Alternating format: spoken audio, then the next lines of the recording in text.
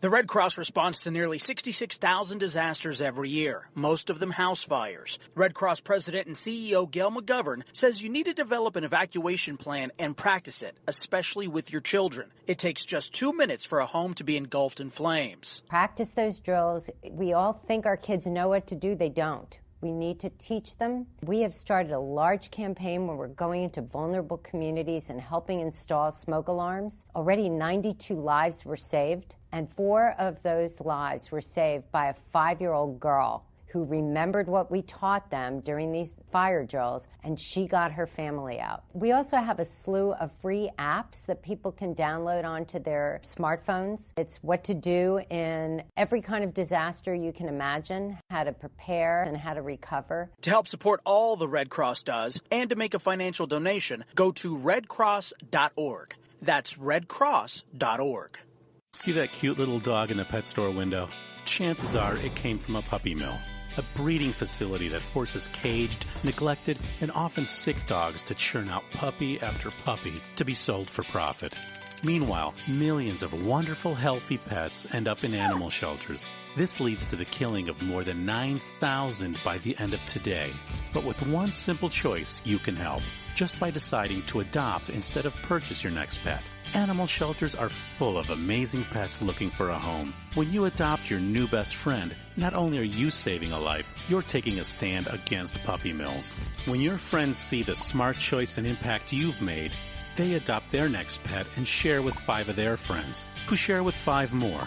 Before long, thousands get involved. Pet stores stop selling dogs from puppy mills, and even more lives are saved. And with your help, we can save them all. Visit bestfriends.org/puppymills to learn more. It's Thursday night, and you're grabbing drinks with some friends. Started off with a pitcher for the table, which quickly becomes 2. There's pool.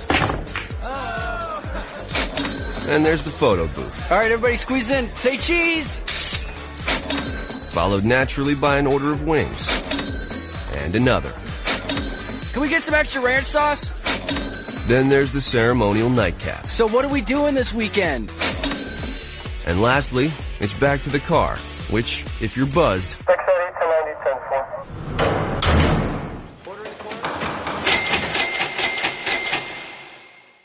could be the most expensive night of your life. Getting pulled over for buzz driving could cost you around $10,000 in fines, legal fees, and increased insurance rates.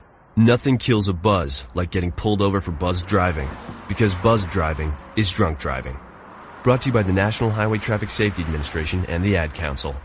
Every day, the men and women of the United States Marine Corps demonstrate their commitment to defend the American way of life.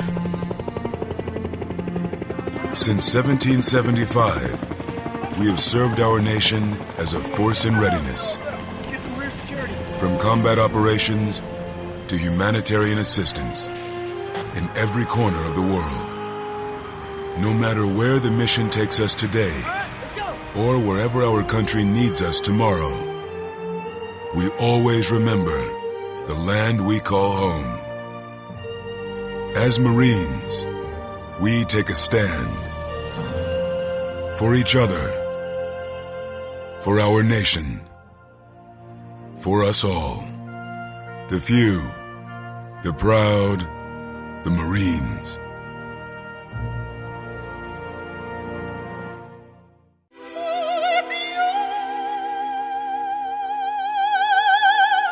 The human voice. It can be sweet as music, powerful as thunder, and so, my fellow Americans, cheerful as laughter. But for millions of people, it can also be a sign of COPD. This serious lung disease can make it so hard to breathe, you often can't catch a breath or finish a sentence, let alone carry a tune. And many who have COPD don't even know it. That's where your voice comes in. If you think you or a loved one have symptoms, talk with a healthcare provider. Early diagnosis can mean better treatments and quality of life. Join us in raising our voices for the millions with COPD who can't. Learn more, breathe better at NIH.gov. 1, 2, 3, 4. as a mother, you don't want to have to worry about this bill is coming, but then she needs this chemo. That's a decision you shouldn't have to make. It's a huge burden lifted financially, and so it allows you to give singular focus to your child. I've never known a hospital that takes care of their patients so thoroughly. That was the first thing I was like, how are we going to do this? When they told us that we didn't have to pay a single bill, I was like, wow, they pretty much have saved us. It's like the world has been lifted off of your shoulders, and now your focus is supporting this child. There is not another hospital like St. Jude. The patient care is unmatchable. It saved my life. It saved my daughter's life. It saved our family. St. Jude Children's Research Hospital. Finding cures, saving children. Learn more at stjude.org. The following program is closed captioned for the thinking impaired. Zinc Media. Feel the power of knowledge.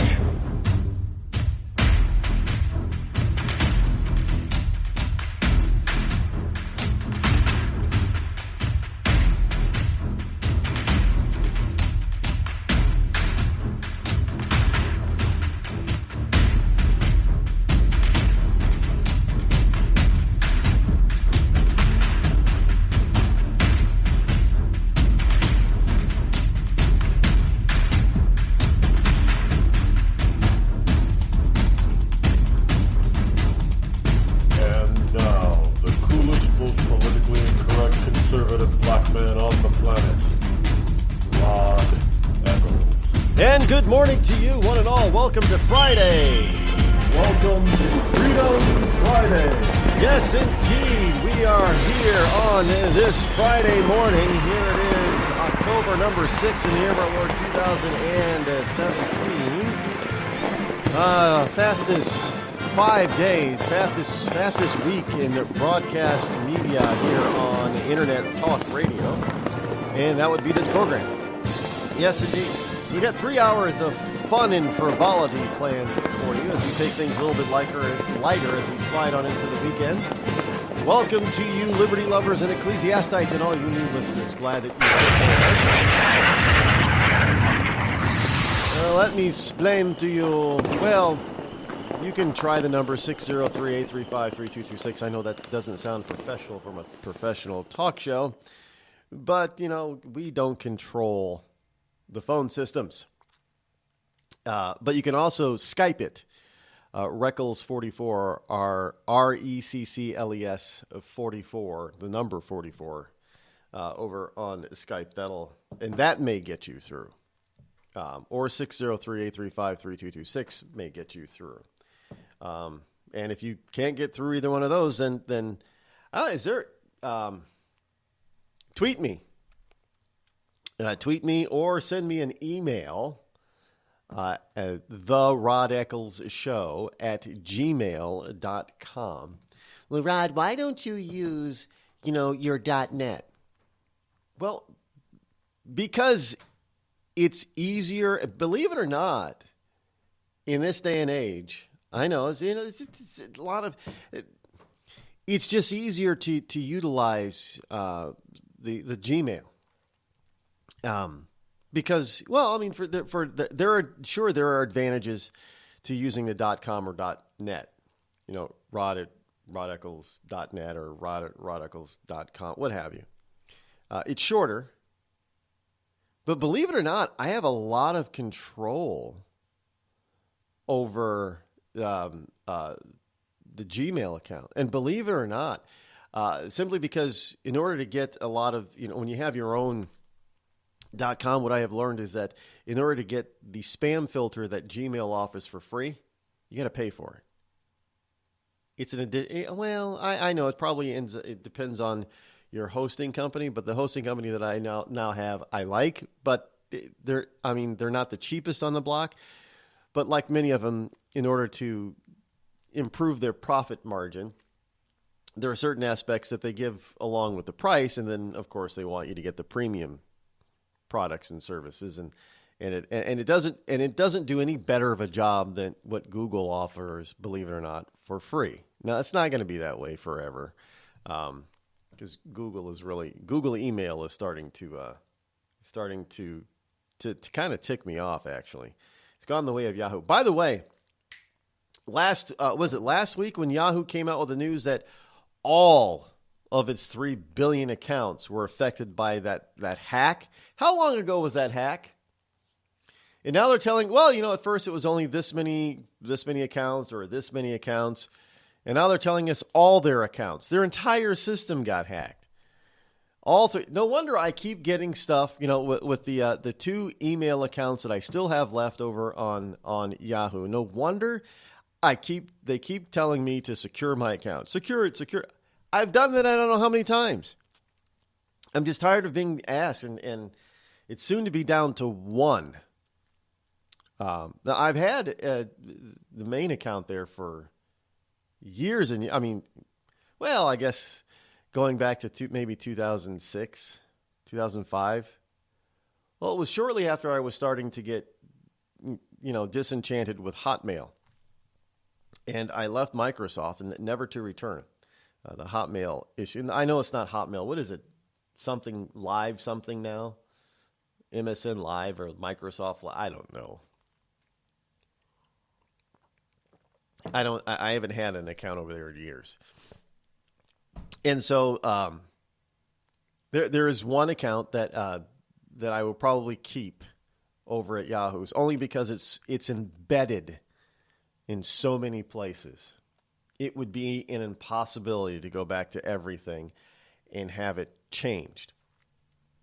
So it will probably just stay as a legacy simply because that email account is embedded everywhere. I know this is what people are. Some people say too. Well, see, if you just use your own .net, you wouldn't have to worry about embedding. I get it. I really do, and we'll probably make the change sooner rather than later to .com. But right now, the email account to utilize is all set up and it's safe for you to use. Is the Rod Eccles Show at gmail.com. And of course, all the wonderful social media sites, and of course, RodEccles.net in and of itself. You probably want to start heading over there on a daily basis. And if I do it smartly, it may be that you'll want to visit the site more than once per day. That's what we're working on. Just so you know. In any case, here it is, October 6th. As we head on into the Halloween month as well. Monday is Columbus Day. Now I have a calendar. One of my calendars hanging in my kitchen. List Monday as Columbus Day observed. And it's a dual line holiday. It's Columbus Day observed. It's also Indigenous Peoples Day. I kid you not, it is now on the calendar. I didn't even notice it until I flipped the calendar over for the month of October. And I didn't even notice it then. I didn't even notice it until last night when I was looking, because somebody was saying, well, yeah, we have from school we have a 4-day weekend. Like, 4-day weekend? What kind of holiday is a 4-day? Well, it's Columbus Day, so that gives you a 3-day. Why do you have a 4-day weekend? Well, a lot of the kids in this state have the day off today because it's teacher workshop or something day. The teachers don't have the full day off, but the kids do. So they have a 4-day holiday weekend. Well, okay, that's good. We didn't have those kind of days back when I was in school, but okay. Cool. Maybe that's why kids today can't read past the 8th grade and can't do, simple math without a cash register or calculator. I think I revealed that my eldest niece, my sister had to take her out and buy a calculator. Well, these calculators they still have these things. I swear to God, this is the only reason why they make calculators, and this is the only reason why they do this in high school math classes, is to keep the people who make calculators from going out of business. She had to go out and buy a calculator, and the calculator that she needed was a calculator that was capable of doing algebra and geometry. And it was going to cost at least $100. I'm like, why the hell are you buying a calculator? Because everybody in algebra, my niece is taking algebra, they need a calculator. Like, why do they need a calculator? They're supposed to learn how to do the math on their own. You know, I took algebra 1 and 2 in high school. We weren't allowed to use calculators. So I asked the question, well, should get you use a calculator on the test? Yeah, they have to. Like, what do you mean they have to? Every student in the class has to have a calculator. The parents have to go out and buy a calculator.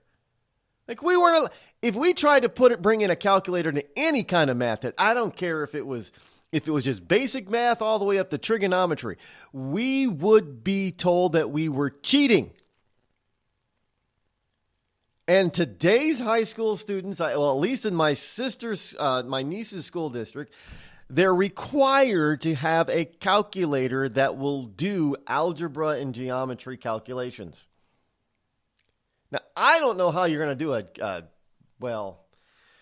geometry is a little bit more in-depth than algebra. But I don't know how that works or why. No wonder these kids can't do anything in their heads. They can't you go to McDonald's and you can easily screw up the person giving you change after they open up the drawer, because they can't look at the cash register and do that. They can't do it in their head. Well, this explains it, because they get to use calculators in an algebra test. This is ludicrous, and not the rapper. So that and having all these days off seems to me like that this sort of system is not working very well, because we have kids that really can't do math. They can't do simple arithmetic in their head. They need calculators or cash registers. They can't read past the 8th grade. Many of them have no common sense. I know, and as far as, you know, some people might disagree with me, but you can teach common sense. It isn't born in everybody. It isn't innate. Some people it is, but for most people, they have to be taught how to use simple common sense. They're not being taught simple common sense. They're not being taught history. They're not being taught, civics. Well, world civics they are, because you're a citizen of the world, not just a citizen of the United States. So the only thing they're really being taught is indoctrination of the left. They're not really receiving an education that is useful. I mean, they have to go off to technical schools in order to get a useful education for trades.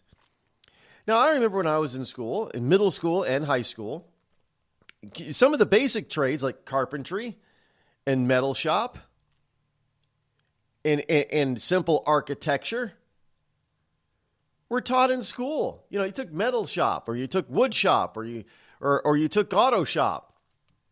You know, those things were available in school, not in a technical school where you had to leave your current campus and go to another one, but in the school you were in. I learned how to draw simple blueprints, basically. I can't tell you how many times I have used that skill. And it's I mean, I've used that skill to help people out when they have people wanting to draw them simple plans to build, outdoor structures or a shed or a deck. My father was taught that. My father designed the deck that's on his house, and he gave the company that was building the deck, he gave them the blueprints that he drew out for the deck. And I remember them saying, well, "This is impressive. This is great. We wish we had this kind of plans all the time." And I've received similar compliments from people when I design stuff for people using, I'm not an architect, so I can't get elaborate with it, obviously. But simple blueprints for simple architecture you need to be taught how to do it. But these kids aren't even taught to do that kind of stuff. I mean, it's amazing how some of them they got to go to a class.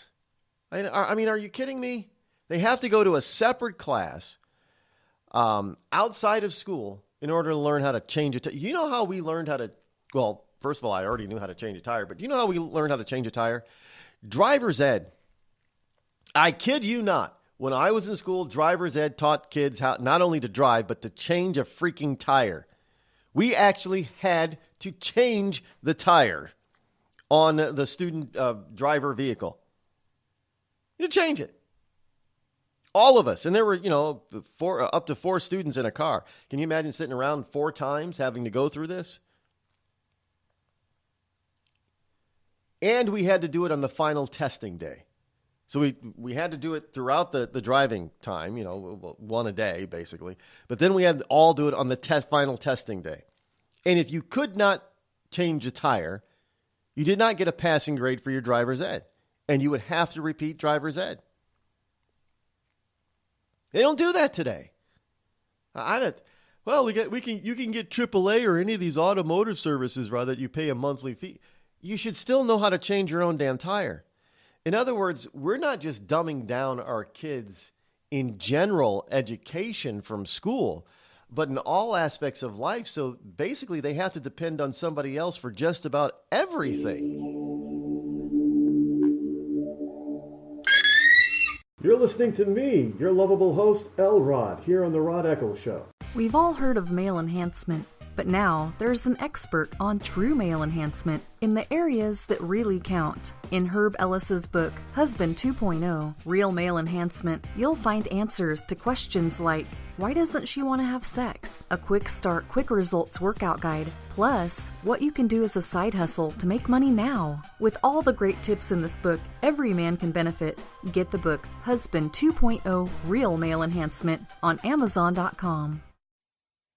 Tired of paying outrageous prices for Viagra? Well, we have great news for you. Now you can finally get Viagra at huge discounts. Healthy Man allows you to save up to $500 on Viagra. Why pay U.S. pharmacy prices of $15 per pill or more when you can get Viagra for less than $3 a pill? Call today and get 40 Viagra pills for only $99. This can cost as much as $600 at your local pharmacy. You can't afford not to call us. If you want Viagra at the lowest prices, never pay $15 a pill pharmacy prices again. Get Viagra for less than $3 a pill. Call 800-595-2614 today and save up to $500 and get 40 pills for just $99. Healthy Man is fast, easy, and affordable. Operators are waiting at 595-2614 to take your call now. Call 800-595-2614. That's 800-595-2614. Again, 800-595-2614.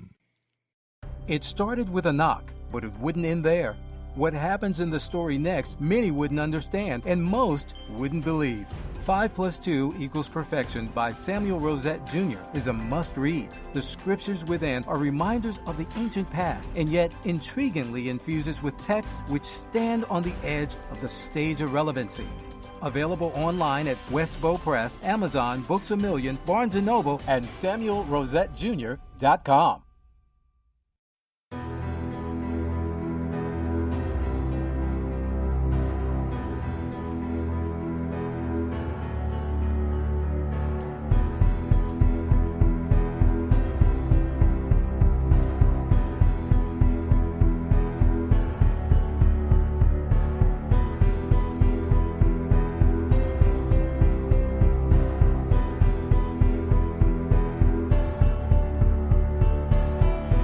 Kids today, the younger generation today, especially the millennials, they may not know a lot of schooling stuff.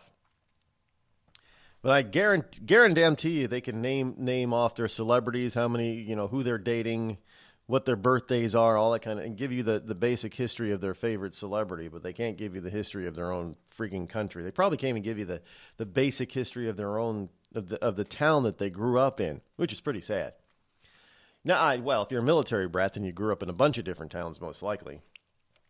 And so it's going to be a little bit more difficult for the military brat, but they couldn't tell you basic history of their own town that they grew up in, other than, what they know of it to be history because they were actually alive at the particular point in time. It's just the way where we've come with our educational system, and it seems like that they're concentrating on everything but the 3 R's in our school system. I can't tell you how many times I've run into teachers. I have teachers that are friends, teachers in my family, that talk about how frustrating it is to be a teacher today because they don't really get to teach. And understand that teaching is still a profession, at least in the younger grades, it is still a profession of passion. These are people that have a passion for learning and a passion for teaching what they have learned. But the reality is that they're being disenchanted by the notion that, almost every aspect of, or almost every subject that a teacher could teach, almost every teacher is now needing a bachelor plus degree. And what do I mean by that? But bachelor degree isn't good enough. They got to be on their way to master's, or they have to have a master's plus or a PhD just to teach freaking elementary school. I'm telling you, folks,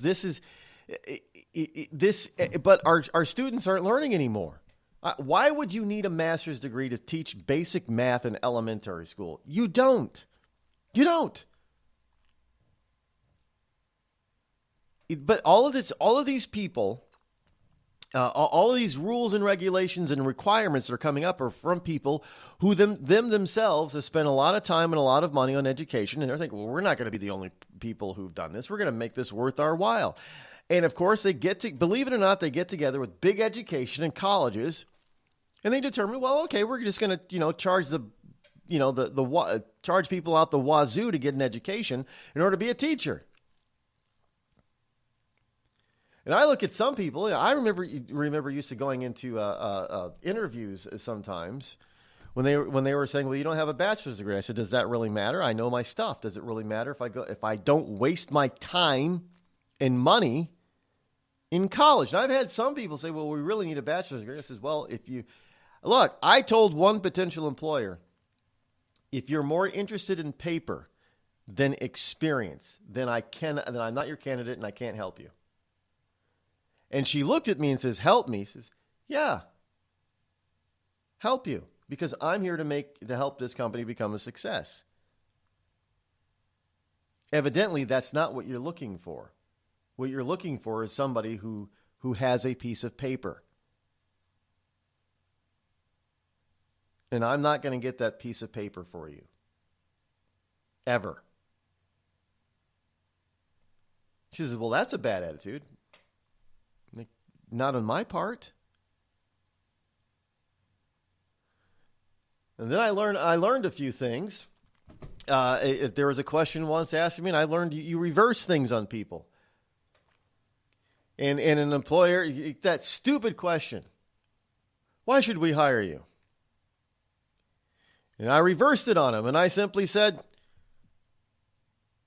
"I don't know, if my experience in education don't tell you why you should, then why don't you tell me why I should work for you?" By the way, that was PC Connection. I got hired. Reverse it on. "Well, why should I even come to work for you? Don't ask me that dumb question, why should we hire you?" This is the dumbest question ever when it comes to... That's from an interviewer who doesn't know what the hell he's doing. Is this a two-way street? Huh. Well, why should I work for you? Plain and simple. I mean, you're going to ask that kind of a dumb, inane question. But you know what? That was from a kid out of college, and they taught him, interview skills. This is how you interview. You ask this question. That's the dumbest. You don't ask that question in an interview. You just don't ask. It's a dumb question. It means nothing. You're not even going to get a real answer. You're going to get a well-rehearsed, flat, pat answer that means absolutely nothing. If you ask that question, it means you're a terrible interviewer and you don't know what the hell you're doing, and you should not be in the position that you're in. Education with a piece of paper or not.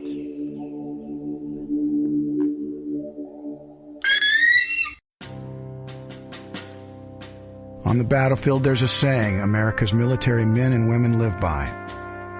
Never leave a fallen warrior behind. Ever. Off the battlefield, Wounded Warrior Project operates with the same goal. We leave no warrior behind. Wounded Warrior Project is a non-profit organization created to help our men and women returning home with the scars of war. Whether those scars are physical or mental, we're here to make sure that they heal. And whether it's helping those with post-traumatic stress disorder live a normal life again, or giving much-needed support to injured warriors in veterans' hospitals. Because no one deserves our help more than the men and women who risk their lives to keep us safe. Wounded Warrior Project. We never leave a fallen warrior behind. Ever. Learn more about what we do at woundedwarriorproject.org. Think fast. In the short time it takes to listen to this message, a small flame can turn into a big fire. Several minutes more, and thick, poisonous smoke may have filled your lungs and reduced your ability to respond. Give it 5, and your entire home may be filled with flames. Keep breathing. We've got you. Don't let your world go up in smoke. Have working smoke alarms and practice an escape plan for you and your loved ones. Learn more at usfa.fema.gov, because fire is everyone's fight. Have you mixed your pain meds, your sleep meds, your allergy meds? Call the Poison Helpline. Has your child eaten a tube of toothpaste, a chip of paint, a wild mushroom? Call the Poison Helpline. Have you been bitten by a spider, a snake, an insect? Call the Poison Helpline. Poisonings can happen at the home, on the job, or in the great outdoors. Call the Poison Helpline first for fast, free advice from medical professionals. Call 1-800-222-1222 anytime, anywhere. 1-800-222-1222. Save the number, save a life. Brought to you by the U.S. Department of Health and Human Services. Hi, I'm Hillary Duff. As a mom, I'm proud to support the March of Dimes in helping more women have full-term pregnancies and healthy babies. That's why I walk in March for Babies. The money we raise funds research and local programs that help babies overcome the challenges of premature birth and birth defects. Sign up today at marchforbabies.org. Together, we can help make healthier babies possible for thousands of families. It's pretty amazing when you consider that 7 years ago, we didn't have the treatments we have now. We cure 80% of children with cancer. Go back 50 years, we were curing 20 to 30%. This is the miracle story of modern medicine. We understand what makes this cancer tick. And of course, without donors from around the world, this just couldn't happen. There's one thing we're focused on, and that's beating this thing. St. Jude Children's Research Hospital. Finding cures, saving children. Learn more at stjude.org. It's Thursday night, and you're grabbing drinks with some friends. Started off with a pitcher for the table, which quickly becomes 2. There's pool. And there's the photo booth. All right, everybody squeeze in. Say cheese! Followed naturally by an order of wings. And another. Can we get some extra ranch sauce? Then there's the ceremonial nightcap. So what are we doing this weekend? And lastly, it's back to the car, which, if you're buzzed,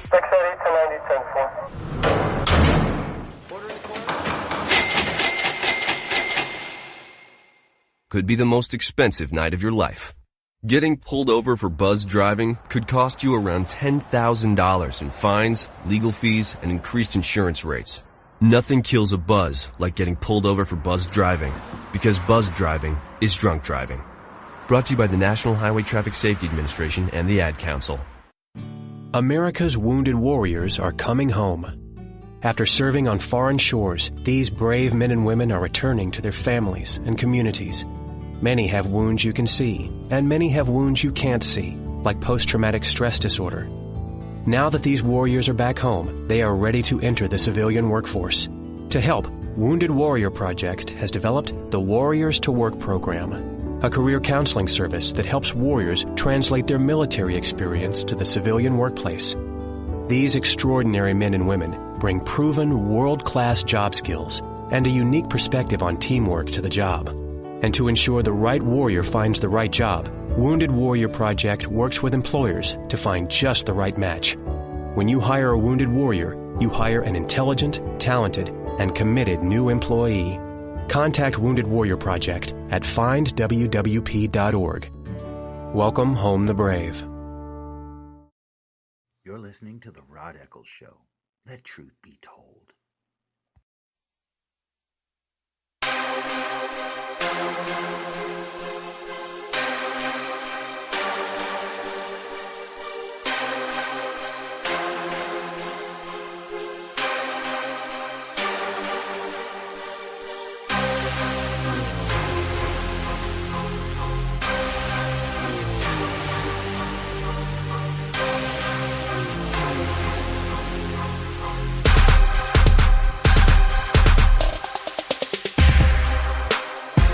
All right, let's hit the paper pile here and try to clear the pile out a little bit. Got a stack, backup in the stack this morning. Of course, we're going to go over to the Vegas shooting first. Now, folks, I got to tell you, the whitewashing of the Vegas shooter and the shooting is on. And the reason why the whitewashing is on is simply because the narrative has come out that they've got an issue. They have an issue that they think is going to work in moving forward with their gun control issues.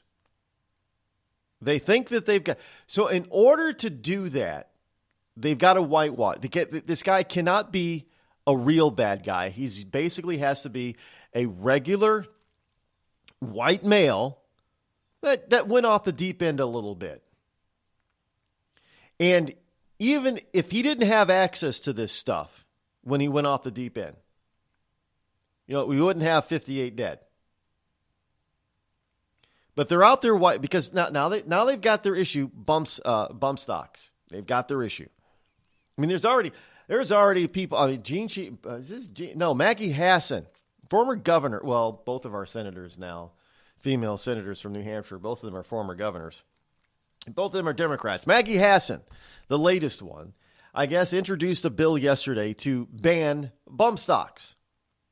And of course, every good liberal says, well, there is no need. You don't need to have a bump. That's not the point. That's not the point of a free society. It's not based on what somebody like you decides what I need and don't need.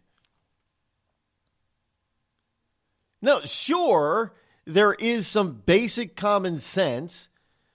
You don't say that individuals can't own a bazooka because they don't need it. That's not the reason. Basically, there was no need for anybody to own a bazooka. That's not a firearm. So that's a war machine. It's war equipment. You can't have war equipment out on your streets. Well, that's what an automatic is. No, an automatic gun is not. A semi-automatic gun is not. I mean, how many times in war have people not used, machine guns and automatics? It's not necessarily a piece of a war equipment. So, but who cares if you think I don't need a bump stock? I mean, this is, not to mention, I guess, I didn't even know what they were until the shooting, but I guess they're just easy to make. In fact, in today's day, I think many of us have forgotten a little bit. I don't know why or how, but you can 3D print these things, evidently. Hell, it's not at the point where you can 3D print a gun. That works. I guess the only thing you can't print is the bullet. I'm sure that's coming. But I'm just, have people forgotten and gotten away from this 3D print? Don't get away from this 3D printing thing. I'm telling you right now, it has gone quiet for some reason. It hasn't gone away. The fad hasn't worn off. I mean, this is stuff that people just aren't talking about for whatever reason, but this stuff is progressing like you would not believe. 3D printing. I mean, it's coming to the point now where they can 3D print just about anything that they need. If you're, and I know, Rod, don't say it. They're going to be listening. They already know this. There are lots of things that you can 3D print. I mean, they even have inks that kind of mimic certain kinds of softer metals. It's not just plastic now. But they're trying to what are they going to do? Are they going to try to limit how you 3D print stuff? That's not going to happen. Look, the internet is already out of the bag. You're trying to put the internet back into the barn and close it. It's not happening. The only way you're going to do that is if you ban it or you totally shut it down like in North Korea. Well, I think North Korea has all of 16 websites that people can go to? It's less than 100. How boring is that? But they're trying to whitewash this guy and what he believed in, or what people think he believed in. And here's one of the ways that they're doing it. Now I'm going to read this is NBC News. Vegas shooter's girlfriend says he would lie in bed moaning and screaming. Really? And you stayed with him? So he had no physical ailment. Like arthritis or something that caused him pain, which would cause him to moan and scream. He would just do it some mornings or some evenings because he was crazy. Look, folks, a mentally deranged or mentally unstable person does not methodically do what we are learning this guy did leading up to the shooting last weekend. We've learned that it's just not Las Vegas that he planned for all this stuff. If you're crazy, you don't go through that kind of... A crazy person does not plan. A real live crazy person is not like crazy people in the movies. I mean, this is where... If there's anything that has been bad about Hollywood, is that they have changed the reality of people's perception of what reality is. In other words, we think guns actually sound like mini cannons. We actually think that suppressors are actually silencers, and the only thing that a gun will make if you use a silencer is poof. We actually have people who watch the movies and believe that a downed pillow will completely muffle the sound of a gun firing. We have people that believe that when there is an explosion and you're standing by the explosion, you go leaping and get thrown like 30 feet and you survive that leap and the explosion, concussion of the explosion. Oh yeah, you get to survive that. We actually have people who are surprised when they go to like bare-fisted fight clubs. They're surprised at all the blood because, we see all the fisticuffs and fist fights on TV and the movies, and there's no blood. The people don't even get a black eye in the movies.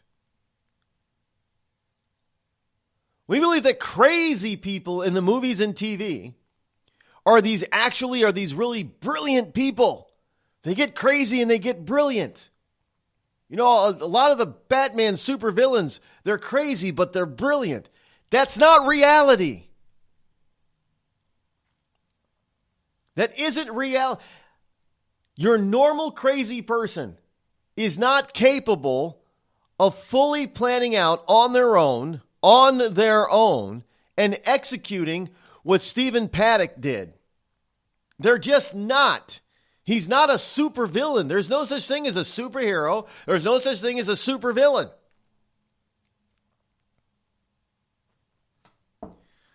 But we're being whitewashed. This whole thing is being whitewashed to make us believe, and there are too many people, because they're so engrossed in Hollywood, and they believe Hollywood is real life, that they will buy this stuff. He was laying in bed screaming and moaning, and she stayed with him because she loved him so much. It's such a sweet Hollywood story. It's a bunch of bullshit.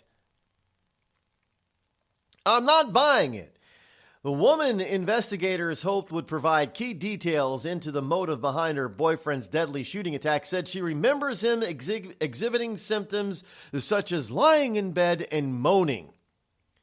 According to two former FBI officials who have been briefed on the matter, She said he would lie in bed moaning and screaming, "Oh my God."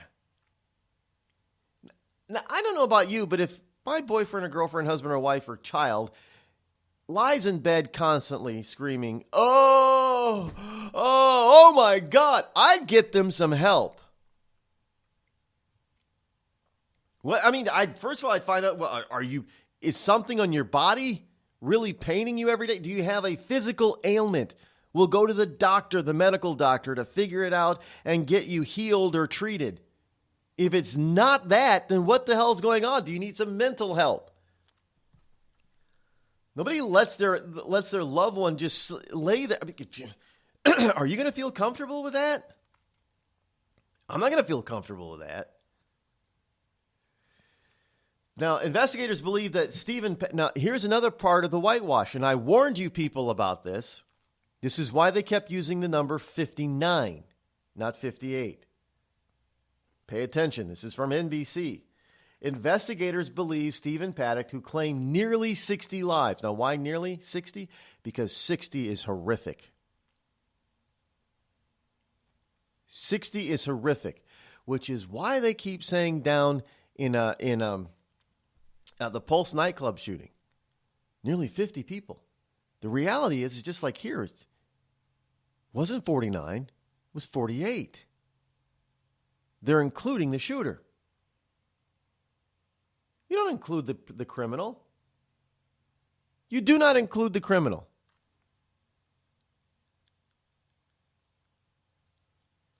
Unless it's nothing but criminals that are involved, like the St. Valentine's Day massacre, you don't include the perpetrator when the perpetrator takes their own life. And trust me, there is a real thing called suicide by cop, by the way. However, the FBI has so far not been able to identify clearly a motive. And they do not believe that Paddock's mental health had deteriorated to a point that would have triggered him to commit such an act. Of course not, because this was too well thought out, too methodically planned. Over a long period of time. A crazy person just does something at the spur of the moment. They do not plan this kind of thing out. Even if he was prescribed Valium, yeah, he was on a anti-anxiety medication, Valium. So Valium is a drug that's been around for a long time. It's been around for a long time.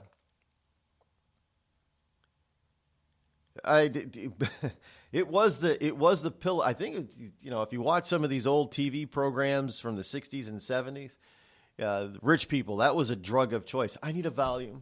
Where's my Valium? Oh, I'm just so frustrated right now. I need to calm down. I need a Valium. Or they would say, "Mom, calm down. Did you take your Valium today? Take your Valium." It was a drug of choice back then. So it's not something that's unusual. They still overprescribe the drug, Valium.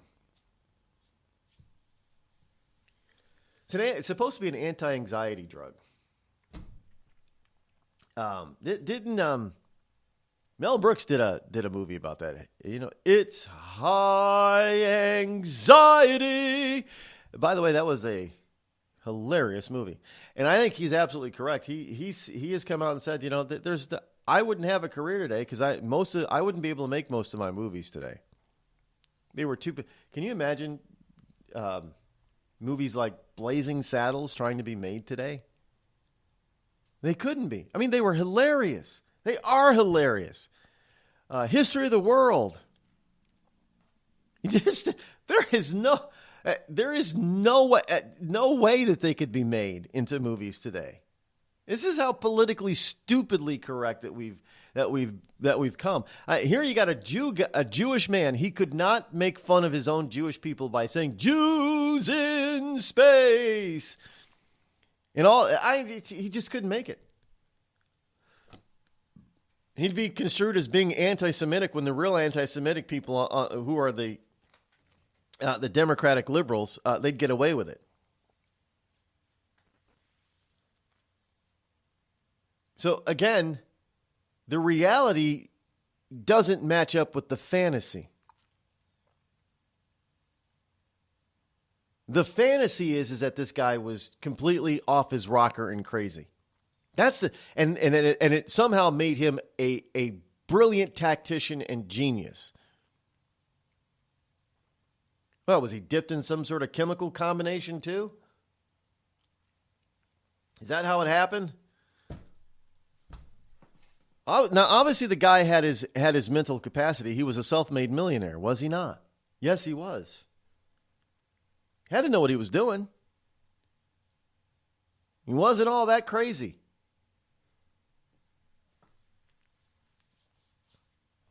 I mean, the whitewash is on, folks. Don't buy into this stuff. Hello, America. It's me, your history. I remember a time when we thumbed our nose in a king's face, sent him packing. And when fascists and emperors talked a little bit too loud, we showed up, tore their cities to the ground, and then rebuilt them just to prove we could. We put men on the moon, we won a Cold War, and we elected fearless leaders who led fearless people. What the hell happened to you, America? Back in my day, we didn't elect a big-eared community organizer. We punched him in the kidney. Maybe it's time you came home, America. Home where you belong. We've all heard of male enhancement, but now there's an expert on true male enhancement in the areas that really count. In Herb Ellis's book, Husband 2.0, Real Male Enhancement, you'll find answers to questions like, why doesn't she want to have sex? A quick start, quick results workout guide, plus what you can do as a side hustle to make money now. With all the great tips in this book, every man can benefit. Get the book, Husband 2.0, Real Male Enhancement, on Amazon.com. Tired of paying outrageous prices for Viagra? Well, we have great news for you. Now you can finally get Viagra at huge discounts. Healthy Man allows you to save up to $500 on Viagra. Why pay U.S. pharmacy prices of $15 per pill or more when you can get Viagra for less than $3 a pill? Call today and get 40 Viagra pills for only $99. This can cost as much as $600 at your local pharmacy. You can't afford not to call us. If you want Viagra at the lowest prices, never pay $15 a pill pharmacy prices again. Get Viagra for less than $3 a pill. Call 800-595-2614 today and save up to $500 and get 40 pills for just $99. Healthy Man is fast, easy, and affordable. Operators are waiting at 595-2614 to take your call now. Call 800-595-2614. That's 800-595-2614. Again, 800-595-2614. It started with a knock, but it wouldn't end there. What happens in the story next, many wouldn't understand, and most wouldn't believe. 5 + 2 = Perfection by Samuel Rosette Jr. is a must-read. The scriptures within are reminders of the ancient past, and yet intriguingly infuses with texts which stand on the edge of the stage of relevancy. Available online at Westbow Press, Amazon, Books A Million, Barnes & Noble, and SamuelRosetteJr.com. This is Free America broadcasting on the Rod Eccles Show with a message to all patriots trapped behind the lines in California, New York, Boston, and Chicago. Don't give up, true lovers of America. Even as we speak, moves are being made to drive the invaders back to the land from which they came. Defeat the would-be dictators and lift the chains of tyranny from around your neck. Stay strong. Stay brave. You're not forgotten, and you're not alone. Until next time, patriots, this is Free America signing out.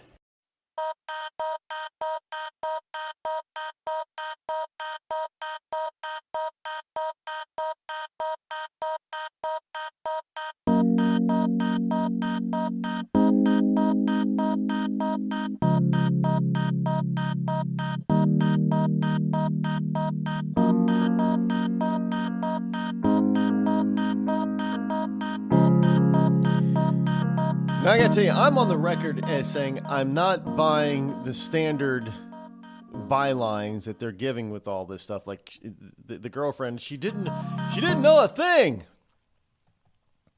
Really? She gets $100,000. Well, where is it? How come we're not finding out where the $100,000 got wired to in the Philippines? Nobody's talking about that. Have you noticed that? I mean, honestly, This is something that you think that they would be on top of and want to tell you exactly where that money went. Did she get? I haven't seen any report telling me exactly where that $100,000 that he wired to the Philippines went. Where'd it go? Who got it? Did she get it? Why would she get it? You know, she's being sent off to to go to the Philippines on a cheap ticket, on a cheap airline ticket, not a regular. You know, the guy's rich. He's spending all this money like you would not believe, laying down thousands and thousands of dollars. But he's going to he's giving his girlfriend a cheap ticket instead of a first class ticket. It's directly to the Philippines. Nope, cheap ticket with a couple of layovers, and then he wires her $100,000. Let's look at this. He sends her on a cheap ticket and then wires $100,000. I don't, this stuff is not adding up. And it's not adding up because the man was crazy. It's not adding up because there was a bigger plan in play here. And I don't know if we're just not being told the whole story yet, which is possible.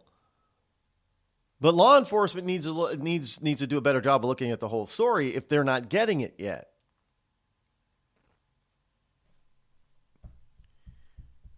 But something tells me that maybe they know a lot more than what they're telling us in the news.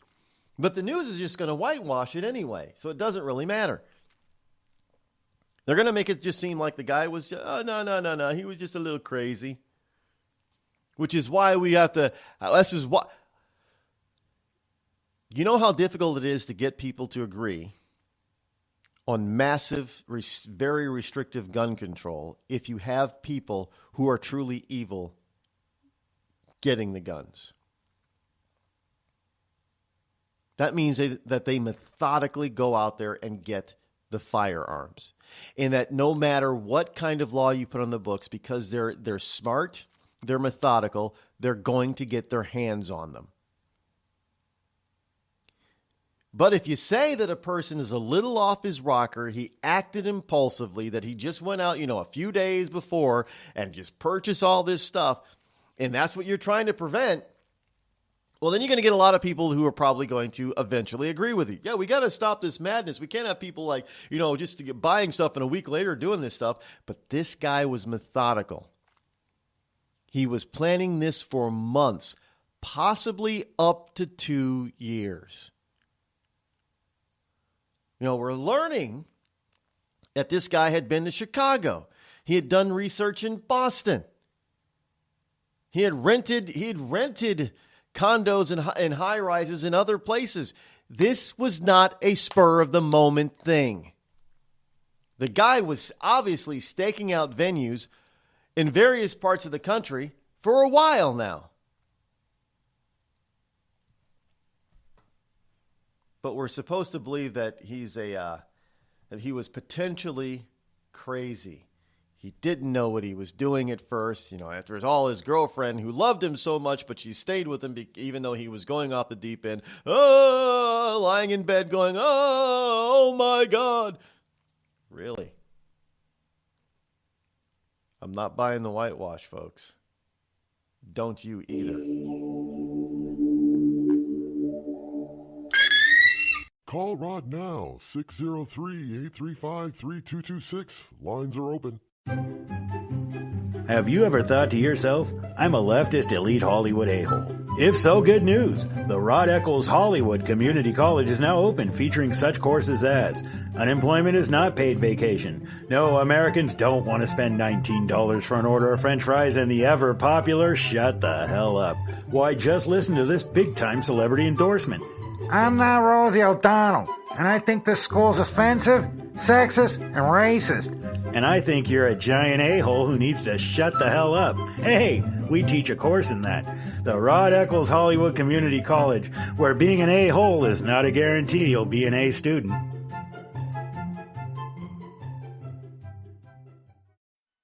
I considered suicide so I wouldn't put my family through all the pain. Many of our warriors are returning home from the battlefield, only to face a new war. as they struggle with devastating injuries. At Wounded Warrior Project, we understand. We're there to help. Even though you think you're broken, you're not. It's the physical and the emotional healing that Wounded Warrior Project provides. With a gift of just $19 a month, you can join Wounded Warrior Project. You'll help provide critically needed programs and services that rebuild lives. Beautiful. There you go, buddy. The ongoing needs of our wounded and their families will continue for many years to come. Now is the time to show your support. Call now or go online with your gift of just $19 a month, and we'll send you this Wounded Warrior Project blanket. It made me feel that there's people out there that care about us. After this event, we can finally maybe start to heal as a family and move forward. We need your help. The families are hurting. For many of our wounded heroes, the greatest casualty is being forgotten. That's why your gift of just $19 a month is so important. Please, call or go online right now. Think fast. In the short time it takes to listen to this message, a small flame can turn into a big fire. Several minutes more, and thick, poisonous smoke may have filled your lungs and reduced your ability to respond. Give it 5, and your entire home may be filled with flames.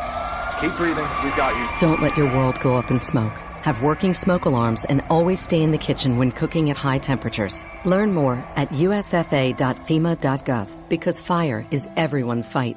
And now, a message from the American Migraine Foundation. It's an absolute nightmare. I was terrified. It was like your head's gonna explode. Migraine is a disabling disease. Just all of a sudden couldn't see. Migraine has ruined my life. Absolutely terrifying. There's pain that does not stop. It's a throbbing, pulsing, banging, hammering feeling in your head. 36 million Americans suffer.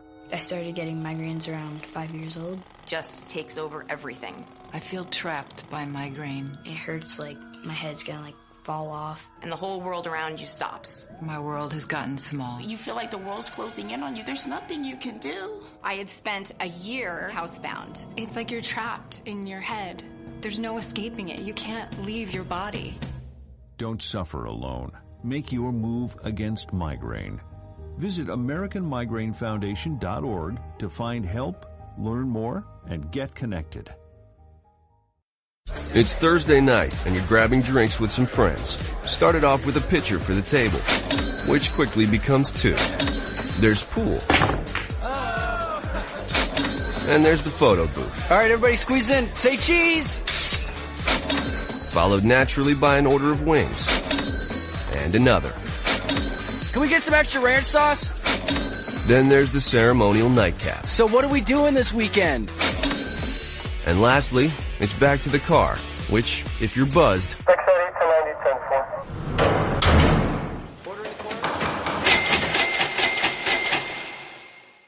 could be the most expensive night of your life.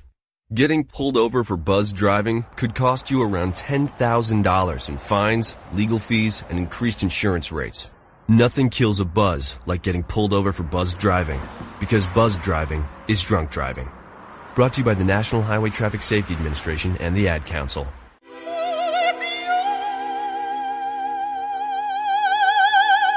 The human voice. It can be sweet as music, powerful as thunder, And so, my fellow Americans, cheerful as laughter. But for millions of people, it can also be a sign of COPD.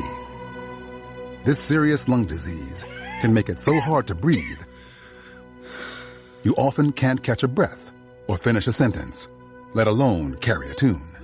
And many who have COPD don't even know it. That's where your voice comes in. If you think you or a loved one have symptoms, talk with a healthcare provider. Early diagnosis can mean better treatments and quality of life. Join us in raising our voices for the millions with COPD who can't. Learn more, breathe better at NIH.gov.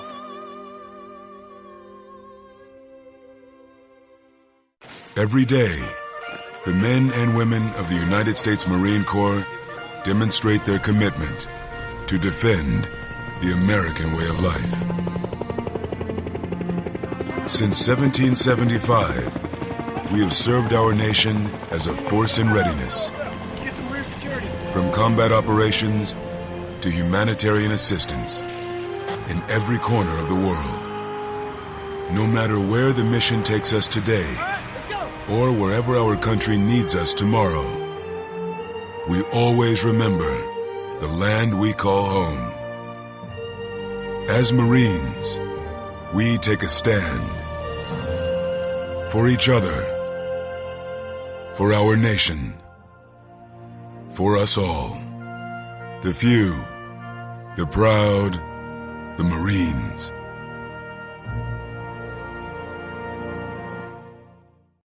Zinc Media.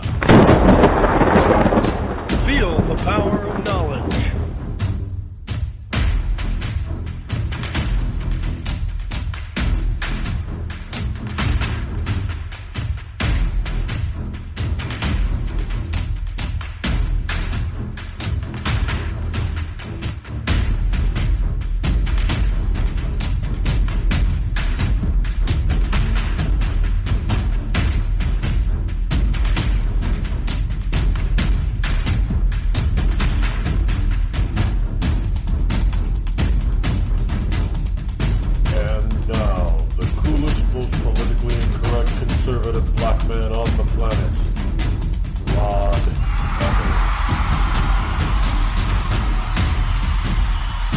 Yes, indeed. Here it is on Friday. Welcome to Freedom Friday. Yes, welcome to all of you liberty lovers and ecclesiastics to Friday. Here it is, Friday, October number 6 in the year of our Lord 2017. And this Friday, as in every Friday, we like to take things a little bit lighter as we slide on into the weekend to celebrate some of our increasing freedoms. Even if sometimes what we had happen last weekend happened. And hopefully we pray to our God in heaven above that such an event does not repeat itself. But of course you can participate. You can participate in this extravaganza of freedom and frivolity this Friday. You can either do so by calling 603-835-3226, or if you can't get through there, you can try to Skype it, Reckles44, R-E-C-C-L-E-S, the number 44 on Skype. You can tweet it at Rod Eccles over on Twitter. You know there was a company called Tweeter? Anybody remember Tweeter? Yeah, there's a couple of electronic companies that went out of business, but Tweeter was a big one that went out of business. And people thought Best Buy was going to be next, but it turned out Best Buy is still surviving. I don't know how, but they are. So you have Best Buy, but there was Tweeter. And Tweeter was around before Twitter. just saying. I don't know how they got away with Twitter saying tweet this and tweet that when you had Tweeter. But you can tweet me over at Twitter, at Rod Eccles. Of course, there's Facebook. The Facebook page is the Rod Eccles Show at Facebook. And various other social media outlets. I should probably, and of course there's, good old rodeccles.net and the email the Rod Eccles Show at gmail.com. So lots of ways to participate in the fun and frivolity this morning. Although we're not exactly being frivolous or frivolative this morning when it comes to the shooting that happened last weekend. Explosive, they found, Las Vegas Review-Journal is reporting that they found that the explosive possessed by Stephen Paddock may have been used in the New York City bombing. Yes, last year the explosive compound, like the one found in the Las Vegas mass shooter Stephen Paddock's car and home, is believed to have been used last year in an alleged terrorist bombing in New York City. Authorities say they recovered an undisclosed amount of the compound known as tannerite from Paddock's home in Mesquite, Nevada, and 50 pounds from his car parked at Mandalay Bay, where he used high-powered firearms to mow down concert goers. Now, this is part of the reason why I say this guy was not acting alone. What caused him to change his... There are some people that are saying, believe it or not, that the gunshot wound to his head was not self-inflicted. I'm not getting on any conspiracy bandwagon here, folks, but I'm just telling you that there are people that are reporting that there were multiple shooters. Now, I understand the dynamics of the whole situation. I also understand sound dynamics when you're talking about being in a basic canyon that is the Las Vegas Strip, a canyon of buildings. Sound has a tendency to echo, especially loud, sharp sounds like gunfire. It echoes and it sounds eerily, almost exactly like the original sound, but it sounds like it's coming from a different angle or a different location at a distance. And there are people that are saying, "Look, listen! You hear it on video. Them talk. There's another gunman somewhere." And this aids in the confusion. But when you analyze it, and there are people that have analyzed it, and I haven't seen anybody who's analyzed the sound from the shooting who have not dismissed the other shooters, quote unquote, as mere echoes of Stephen Paddock's gun. However, again, I reiterate, this man, he planned this out methodically over a long period of time. He broke out 2 windows. One of the windows really doesn't make any sense where he broke it out unless there was going to be a second shooter that was going to be shooting in a slightly different direction. Maybe it could have been that they believed that the crowd would have been running in a certain direction, so he was going to be prepared to do that. And he didn't even have to break out the windows. He just could have shot the windows out, to tell you the truth. But he broke them out.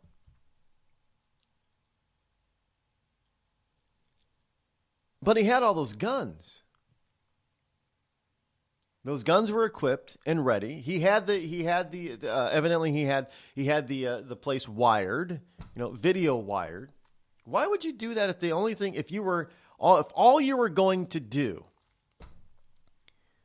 was just shoot a bunch of people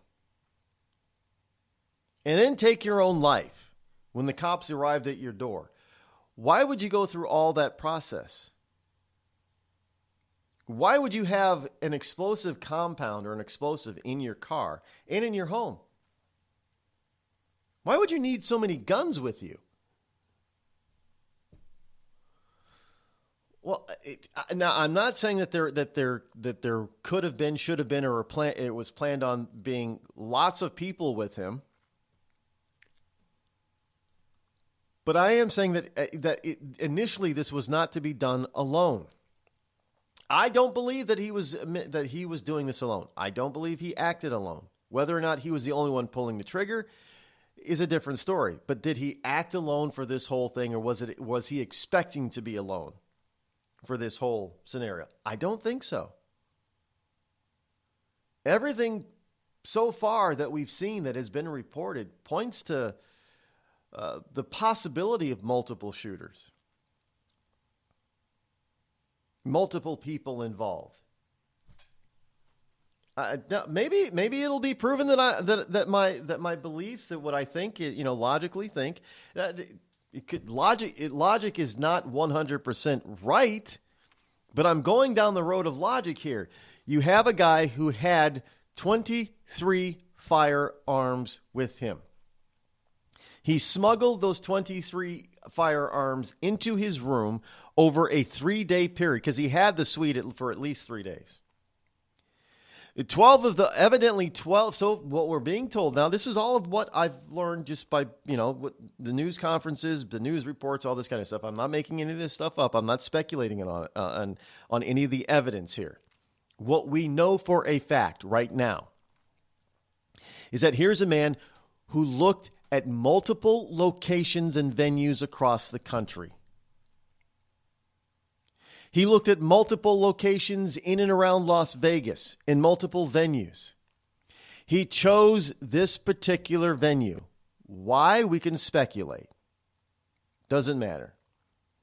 Were you going to have a bunch of Now evidently he tried to rent a condo that overlooked an Ariana Grande outdoor concert. Now, are you going to say that Ariana Grande concert goers are Trump supporters? I don't necessarily think so, considering Ariana Grande and what she said. She's got a bunch of mind-numb robots, and they're all going to be younger, millennials or younger. So I don't think that was his motivation political. I don't think so. The evidence does not bear that out so far. So he looked at multiple venues across multiple locations in multiple states over a long period of time. Over a 3-day period, he smuggled in some 23 firearms, where we're told 12 of them had these so-called bump stocks attached to them, turning these things and giving these things the ability to mimic a fully automatic weapon. He broke out 2 windows, not 1, but 2. He had explosive material in his vehicle. He had explosive material at his home with an additional, 18, 19 weapons there? He had thousands of rounds of ammunition. The guy was set up to have, a cell of 5 or 6 men, soldiers or more, to be fully outfitted here. But he acted alone? That currently the evidence says that's an illogical assessment.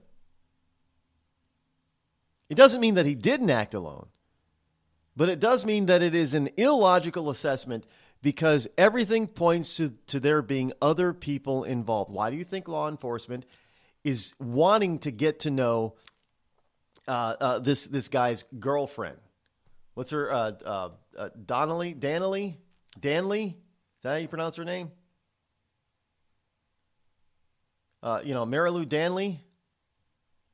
Because they don't believe that he acted alone. They don't, folks. I'm telling you right now, they may think, he acted alone. I'm telling you, the way they're conducting their investigation, they do not believe this man acted alone. And I know we all say, well, if there was another person there, how did he get out of the room? I don't know the layout of the hotel. I can't tell you. I don't know the layout of the rooms. I can't tell you how they got out. If there was another person in there, how they got out without being seen. I don't know.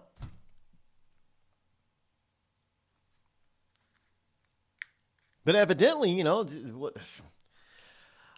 don't know how long that he was dead or lying there in a pool of blood, dying before the SWAT team breached the door. We don't know.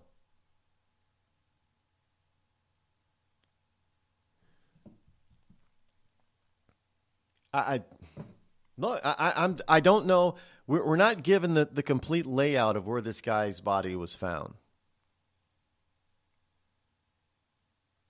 in the hotel. We've seen pictures. I mean, you can see a picture of him over on RodEccles.net. It's graphic now. If you have a weak constitution, weak stomach, I would not suggest that you view it. But most people today, we've seen worse on TV and in horror movies. So you're probably okay to view it. But if you don't like to see such things, because it's reality, it's fake stuff on TV and on the screen, but this is going to be reality. Maybe that's a different aspect if you see it and it's real. But just be warned that it is a little bit graphic. And you can find it, like I promised you yesterday, you can find it posted on RodEccles.net. Obviously, I didn't take the picture.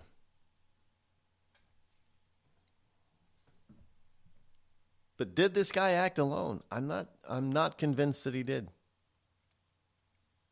Logic would dictate that he did not. In that logic would dictate that you pursue the angle that he did not, that there were others involved. At some point, in time. Even if he was the only one to pull the trigger, I think there were others involved in the planning and that he probably was not intended to be the only trigger puller. Who knows? Maybe maybe the other people couldn't get there in time. Maybe other people were there and then chickened out and left. Maybe other people were there and got bored. Maybe other people were there and they were someplace else when he started to shoot because they had decided they were going to do it at a certain period of time and he jumped the gun. Maybe they were there and they were supposed to have put in place the bomb first. And the bomb was still in his car. They didn't rig up they didn't get a chance to rig it up, whatever. There's a lot of maybes and ifs here, and I think that our various police departments are looking into the what ifs. But do they believe that he acted? I don't think that they believe he acted alone.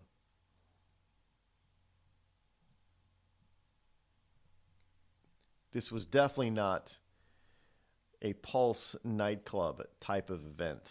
This is a lot more sophisticated, a lot more involved, a lot more planning was involved in it.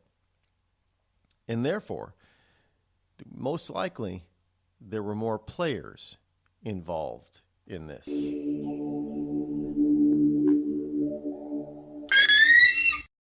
You're listening to the Rod Eccles Show, the coolest, most politically incorrect, conservative black man on the planet. Tired of paying outrageous prices for Viagra? Well, we have great news for you. Now you can finally get Viagra at huge discounts. Healthy Man allows you to save up to $500 on Viagra. Why pay U.S. pharmacy prices of $15 per pill or more when you can get Viagra for less than $3 a pill? Call today and get 40 Viagra pills for only $99. This can cost as much as $600 at your local pharmacy. You can't afford not to call us. If you want Viagra at the lowest prices, never pay $15 a pill pharmacy prices again. Get Viagra for less than $3 a pill. Call 800-595-2614 today and save up to $500 and get 40 pills for just $99. Healthy Man is fast, easy, and affordable. Operators are waiting at 595-2614 to take your call now. Call 800-595-2614. That's 800-595-2614. Again, 800-595-2614. We've all heard of male enhancement, but now there's an expert on true male enhancement in the areas that really count. In Herb Ellis's book, Husband 2.0, Real Male Enhancement, you'll find answers to questions like, why doesn't she want to have sex? A quick start, quick results workout guide, plus what you can do as a side hustle to make money now. With all the great tips in this book, every man can benefit. Get the book, Husband 2.0, Real Male Enhancement, on Amazon.com. It started with a knock, but it wouldn't end there. What happens in the story next, many wouldn't understand, and most wouldn't believe. 5 + 2 = Perfection by Samuel Rosette Jr. is a must-read. The scriptures within are reminders of the ancient past, and yet intriguingly infuses with texts which stand on the edge of the stage of relevancy. Available online at Westbow Press, Amazon, Books A Million, Barnes & Noble, and SamuelRosetteJr.com. You know, a couple of weeks ago, a long-haired young person came into our bank and said to me, I bet you won't lend me money to buy an electric guitar. Well, he was making $100 a week, and he was over 18, and I said, I bet you I will lend you money to buy an electric guitar. And I did. So what happens? The punk gets busted for possession of dangerous drugs, and we're out $350. There's one thing about kids nowadays. You don't have to give them credit. Universal Bank. We trust you. About as far as we can throw you.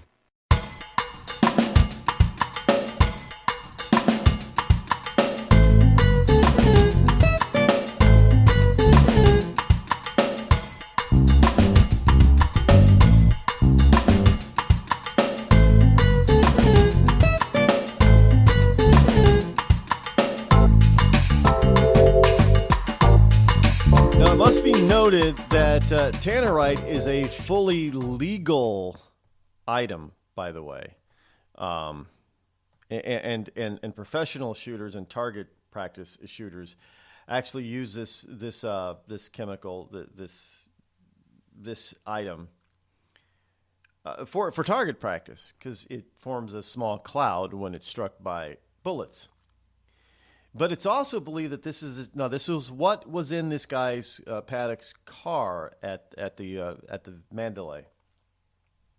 But evidently, tannerite apparently was also used in the September 2016 bombing back in New York City's Chelsea neighborhood. Now, that explosion injured 31 people.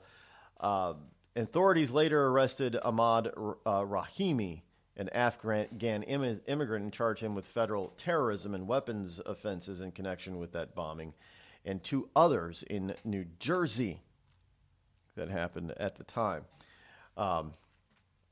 So tannerite is obviously an item that can be used. It's a legal item that, everybody can get legally.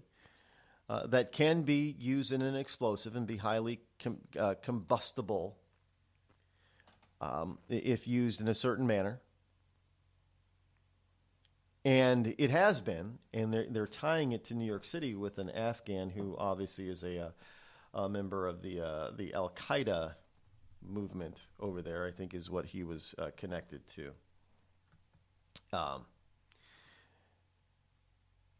But evidently, he was able. The shooter. What they're saying is that because he had the bomb making material in his car, and he had all the guns, that he was planning to launch more attacks, and that he was actually. There are some people saying that he was actually planning to escape somehow in order to launch more attacks and use the bomb, a car bomb.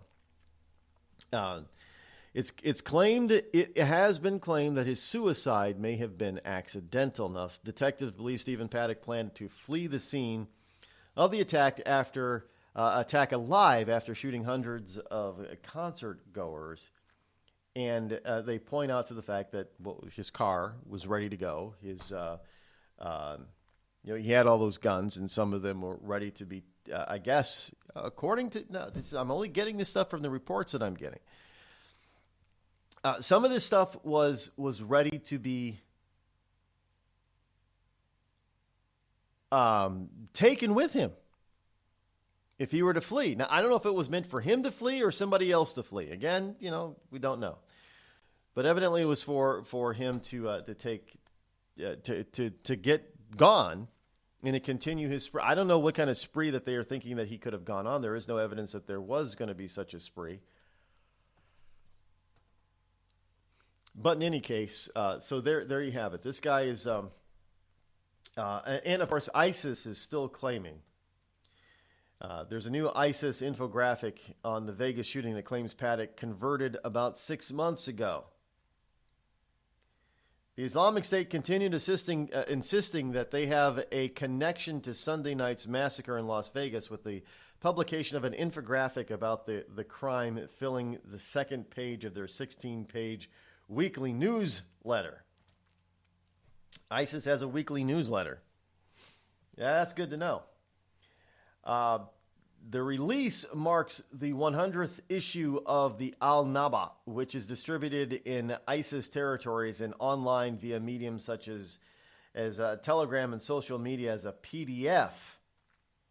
ISIS claimed through their Amaq news agency. ISIS has a news agency. Did you know that? They're like a full-fledged government. But they have a news agency, Amaq, A-M-A-Q. And they said Monday morning that the Las Vegas attacker is a soldier of the Islamic State who carried out the attack in response to calls for targeting coalition countries. They claimed he had converted to Islam as recently as 6 months ago.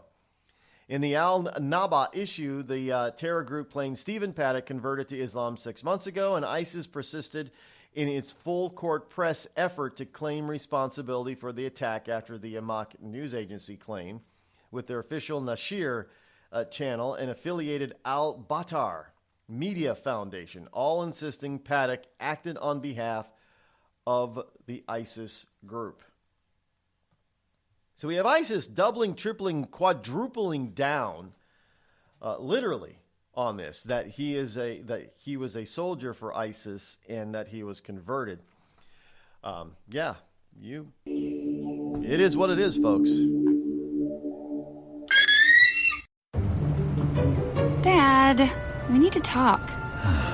Can we just enjoy the drive? If you're not going to listen to me, who will we listen to? Jeffrey. Marcia Gay Harden, what? Eyes on the road, Dad. What are you doing? What are you doing in my back seat? How did you get in here? You're getting older. Not that old. Your brain's changing. It's natural. Yeah, that's what I was saying. Honey, I've got experience with this. Jeffrey, brain health is all about making the most of your brain as you age and helping to reduce some of the risks to your brain. Really? Now that's interesting. So, you'll talk to her about this, but not me. Marcia Gay Harden? Where did she go? Learn what you can do to help keep your brain healthy at brainhealth.gov. She didn't say goodbye. I mean, I would have. Visit brainhealth.gov.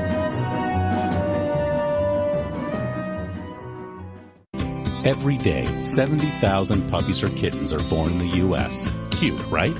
What's not cute is that half of all litters are accidents, which leads to millions killed in shelters each year.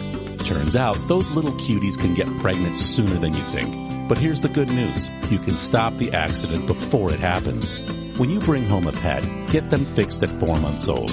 Prevent more. Fix at month 4. Visit fixat4.com for more information. Brought to you by Best Friends Animal Society. There's a threat targeting America. One that's growing fast, but may still be hard to see. Lyme disease. Spread by tiny ticks, often smaller than the head of a pin. This dangerous disease is now more widespread than West Nile, tuberculosis, and HIV/AIDS combined. And if left untreated, it can lead to arthritis, facial paralysis, and even memory and concentration problems, often called brain fog. As the threat of Lyme disease grows to more than 300,000 projected cases each year, it's time for us to target Lyme disease. That means checking for ticks when you've been outside, even in your own backyard. It means seeing a doctor if you experience the symptoms of Lyme disease, which can include joint pain, flu-like symptoms, fever, fatigue, or sometimes a bullseye-shaped rash. Set your sights on stopping Lyme. Learn how you can target Lyme disease at targetlyme.org. Battles aren't won solely on the field. That's a common misconception. Battles are won within, over enemies of fear, enemies of doubt. In that place where promises are kept. Promises to oneself. This is a physical training event. Promises to one's community. Helping people move debris out of their house. Promises to one's country. In the heart of every Marine, you'll find a promise. A promise forever kept. A promise of battles won.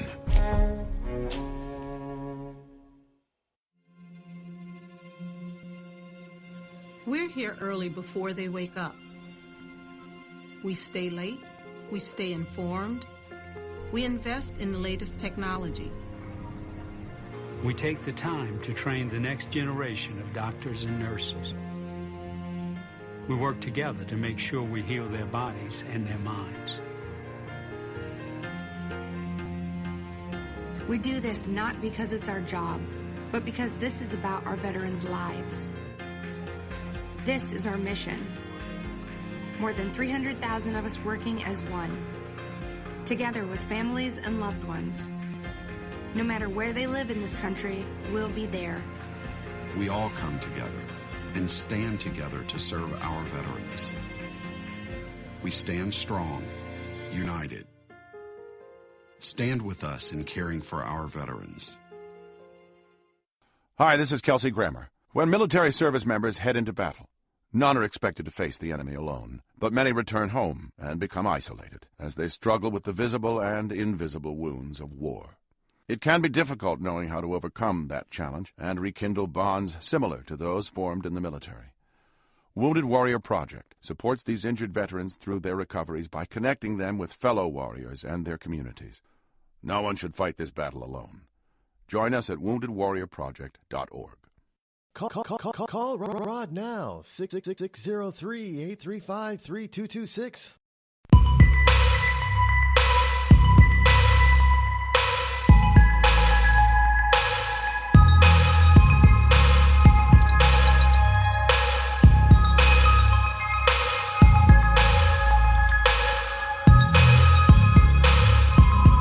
Welcome back. There is an issue with football.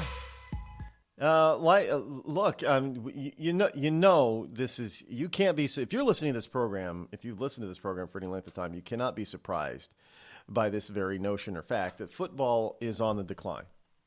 American football, I'm not talking soccer, American football is on the decline, and that is at the behest of liberals.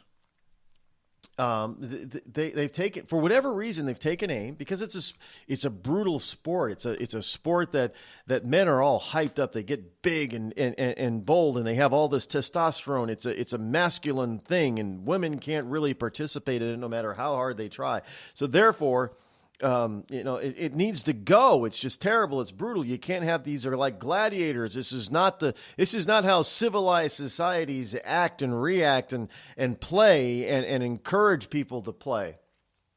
And so there's all sorts of problems with football from the left's point of view. And it's not just the NFL. And they have been attacking football quietly for years now, and now it's just coming. People are starting to turn away from the NFL, the professional aspect of football, because of what those idiots or those jackoffs are doing, as far as to the anthem and disrespecting this country, the military, the police, and the American people, their own viewers, their own fans. But they've been attacking this game head on, verbally and loudly. Ever since they found out that certain players had CTE brain disease or disorder, and then the Will Smith movie came out, and all hell broke loose. Oh my God! All these people, and Aaron Hernandez. He has one of the worst cases of CTE that we've ever seen at such a young age. This is terrible. This means that football is really, really dangerous, and it should be changed, if not eliminated. That's their goal.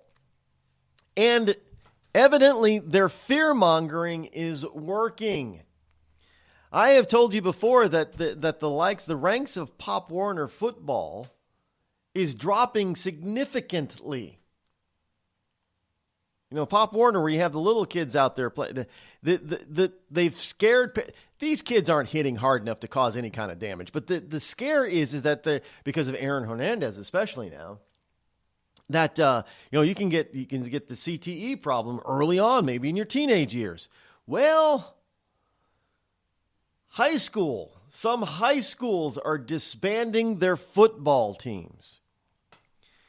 Here's a story from the AP. I kid you not.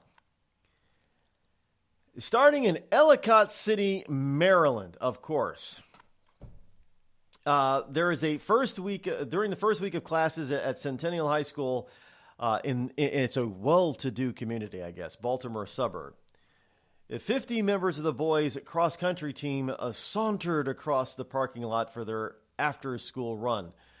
Meanwhile, about 30 kids in helmets and pads were going through drills on the pristine artificial turf at the school's hillside football stadium. Used to be the other way around, said Al Dodd, Centennial's cross-country coach, who has 64 boys on his team this year. Now there's a small turnout in football, and cross-country is huge. Oh, yes, because cross-country produces very thin, waif-like, feminized types of boys. Well, it does. They're really skinny. Think of marathon runners. You see any muscular marathon runner? No. In fact, joggers, it is often said joggers have to purposefully and very consciously pay attention to their upper body, because when jogging, running, the only thing that really gets a workout is their lungs, their heart, and their legs, and their upper body, including their arms and chest and core, upper core, part of their core, can atrophy if they don't work it out. You got to do at least some sit-ups or some push-ups and sit-ups and stuff along with jogging, because that's important. Because joggers are just, I mean, look, come on, it's almost to the fact that some of these marathon runners, these professional marathon runners, I mean, they're so freaking skinny. I mean, oftentimes it looks like they have concave chests. It's just they don't have a chest. It's terrible. But this is where the kids, that's a safe type of sport. Until one day they're going to come out and say that, running too much or too long is also bad for you. But right now, and don't think that cross country is safe. Cross country running or marathons are safe from the liberal eye. Just right now it is. But they're going to come, they're going to come out and push these kids towards less, because, hey, football is the home of toxic masculinity after all. And let's face it, runners don't have toxic masculinity.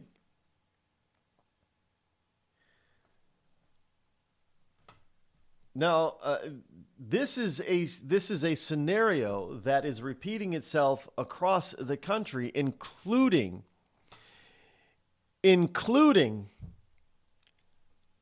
heavy high school football areas such as, football belt areas such as Ohio, Kentucky, and Texas. I mean, these are some of the states in the football belt, as they call it, that have high school stadiums that rival some college stadiums.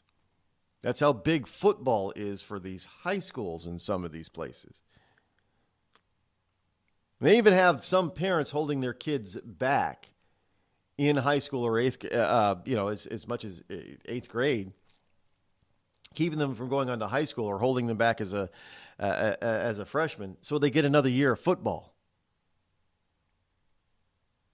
They're holding back their education so they get more play time. You can. What is the limit? You can't be older. I think it's 19, maybe 20 is the limit for high school sports. So basically, you could be born late, because there are people that are 19 years old when they graduate simply because either they were born late or they were held back a year. Well, I think you can be born late and held back a year and then be 20. So I think that is the cutoff for most high schoolers, but definitely 19. You can't be older than 20. In most places, I think it's 19. But they're getting that extra year. Unless, of course, you're like some people that somehow get the opportunity to go back to high school. Remember those people? I don't know what happened to them. I didn't follow their stories. There were a couple of people. Remember, there were a couple. Well, the only reason why they got caught is because they played sports. They were like 25 years old. They look like it's easy to do, folks. I know some people are saying, how is that possible? A 25 or a 26-year-old was in high school. If you look at some of these people in their early to mid-20s, they look like they're 13 to 16 years old. And some people have committed fraud to go back to high school. I don't know why they would do it, but some people committed fraud to go back to high school. I wouldn't. This is not 21 Jump Street here. But there are people that do. And many of them have gone back not to play football, but if they did get into sports, it was for basketball or baseball. And there have been basketball teams that have had to forfeit every single game that these kids they're not kids, these adults played in, because they were ineligible. Simply because they were past their 20th year. They were 21 to 25. I think the oldest high schooler that repeated high school, he was repeating and he was a senior by the time he got caught. He was 26 years old. So everybody thought he was 17, 18 years old, but he was 26. And the other problem is that, because everybody believes that they're high school students, they're high school age or teenagers, they may be dating other teenagers. Well, then now you're getting into statutory rape areas and everything. But which is why most of them steer clear of having girlfriends. Now, notice I haven't seen any girls being caught doing this. Re-entering high school in their 20s. It's been so far all the stories I've seen. There've been quite a few of them. They've all been male.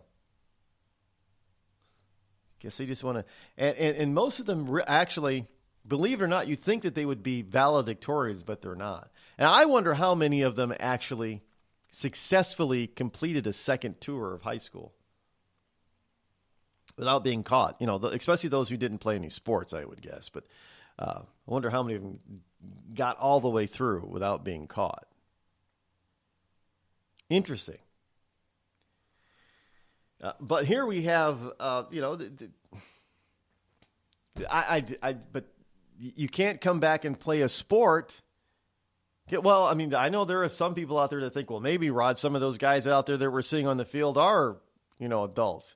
There are some high school boys out there that are huge. I'm not just talking from the fact that they're tall. They're just massive. I don't know how the hell you get so massive so damn fast, really.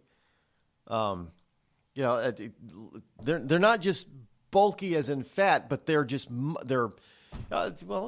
bodybuilders. There's some of them are just muscle like you would not, and you're not supposed to be able to do that when you're so young, but they do. Well, that's the other problem with it's like wrestling. It's too aggressive.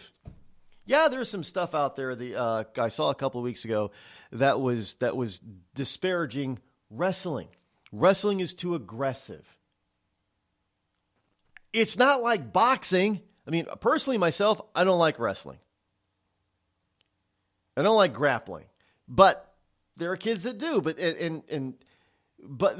they're saying that the reason why wrestling is bad for teenage boys is because it leads to manorexia. In other words, the male version of anorexia. They have to, they're overly concerned about their weight in order to make certain weight classes.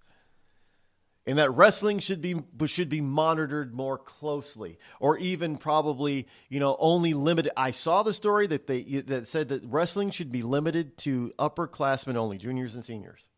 That was what they were going to start thinking about, maybe because they were more mature to handle it. Anything under that, they were not mature enough to handle the rigors and the weight thoughts and body concerns of their own bodies at such a young age.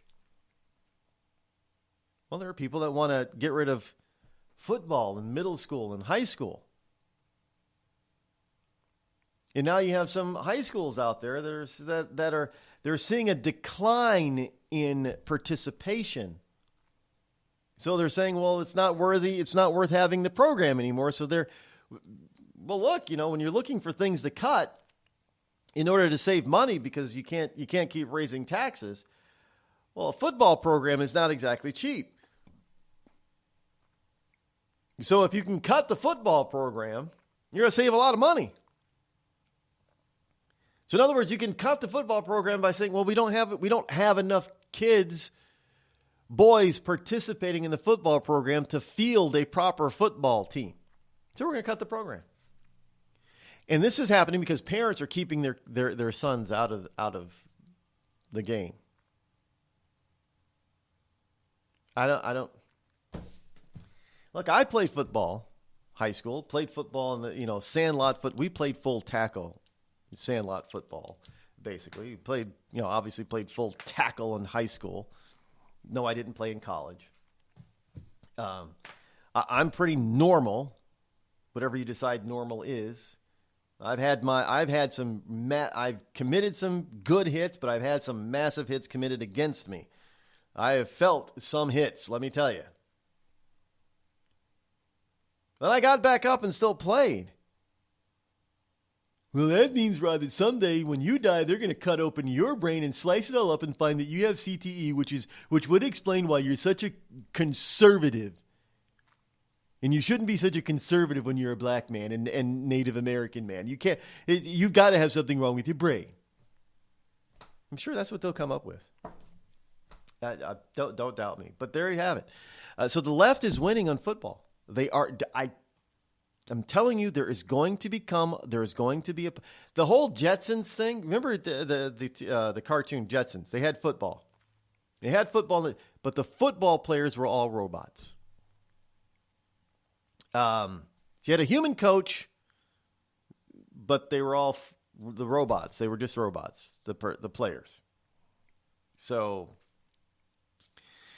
maybe that's what it will be. If people are afraid, 70% of people surveyed believe that are afraid that robots will eventually take too many human jobs. So there you go. Maybe someday there'll be. Don't doubt me on this. Someday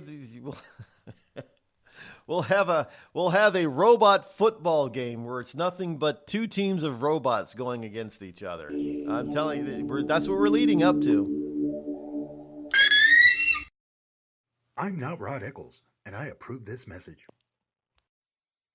Tired of paying outrageous prices for Viagra? Well, we have great news for you. Now you can finally get Viagra at huge discounts. Healthy Man allows you to save up to $500 on Viagra. Why pay U.S. pharmacy prices of $15 per pill or more when you can get Viagra for less than $3 a pill? Call today and get 40 Viagra pills for only $99. This can cost as much as $600 at your local pharmacy. You can't afford not to call us. If you want Viagra at the lowest prices, never pay $15 a pill pharmacy prices again. Get Viagra for less than $3 a pill. Call 800-595-2614 today and save up to $500 and get 40 pills for just $99. Healthy Man is fast, easy, and affordable. Operators are waiting at 595-2614 to take your call now. Call 800-595-2614. That's 800-595-2614. Again, 800-595-2614.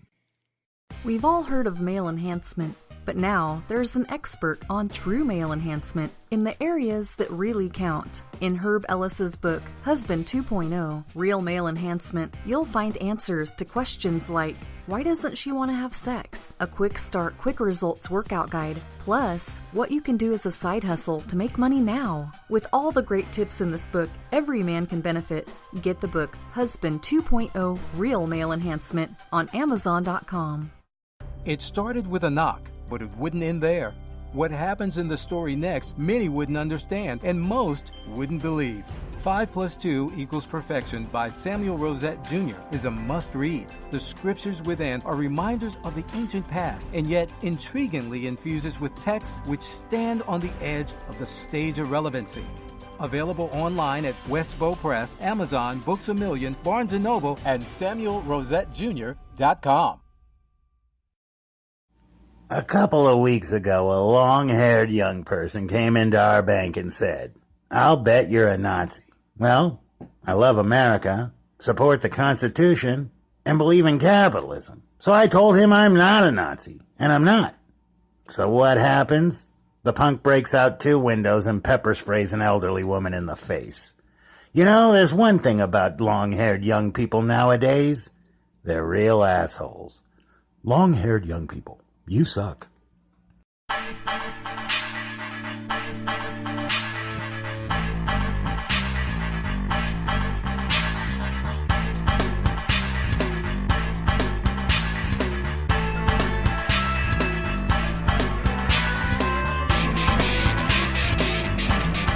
Now, evidently, this very affluent town in Maryland is also considering axing the football program if participation continues to decline. They're just not going to be able to field a team. It's the wimpification of the males in this country. That's what it is. This is based on the wimpification of. Let me give you. Obviously, not all males are wimpified. And I can say this, I've got neighbors that run the gamut on this. I remember telling people about this on this program about the teenager that I called the Little Prince. Yeah, this little blonde-haired thing. All the girls thought he was so cute and adorable. I didn't see it, but maybe just because he was blonde.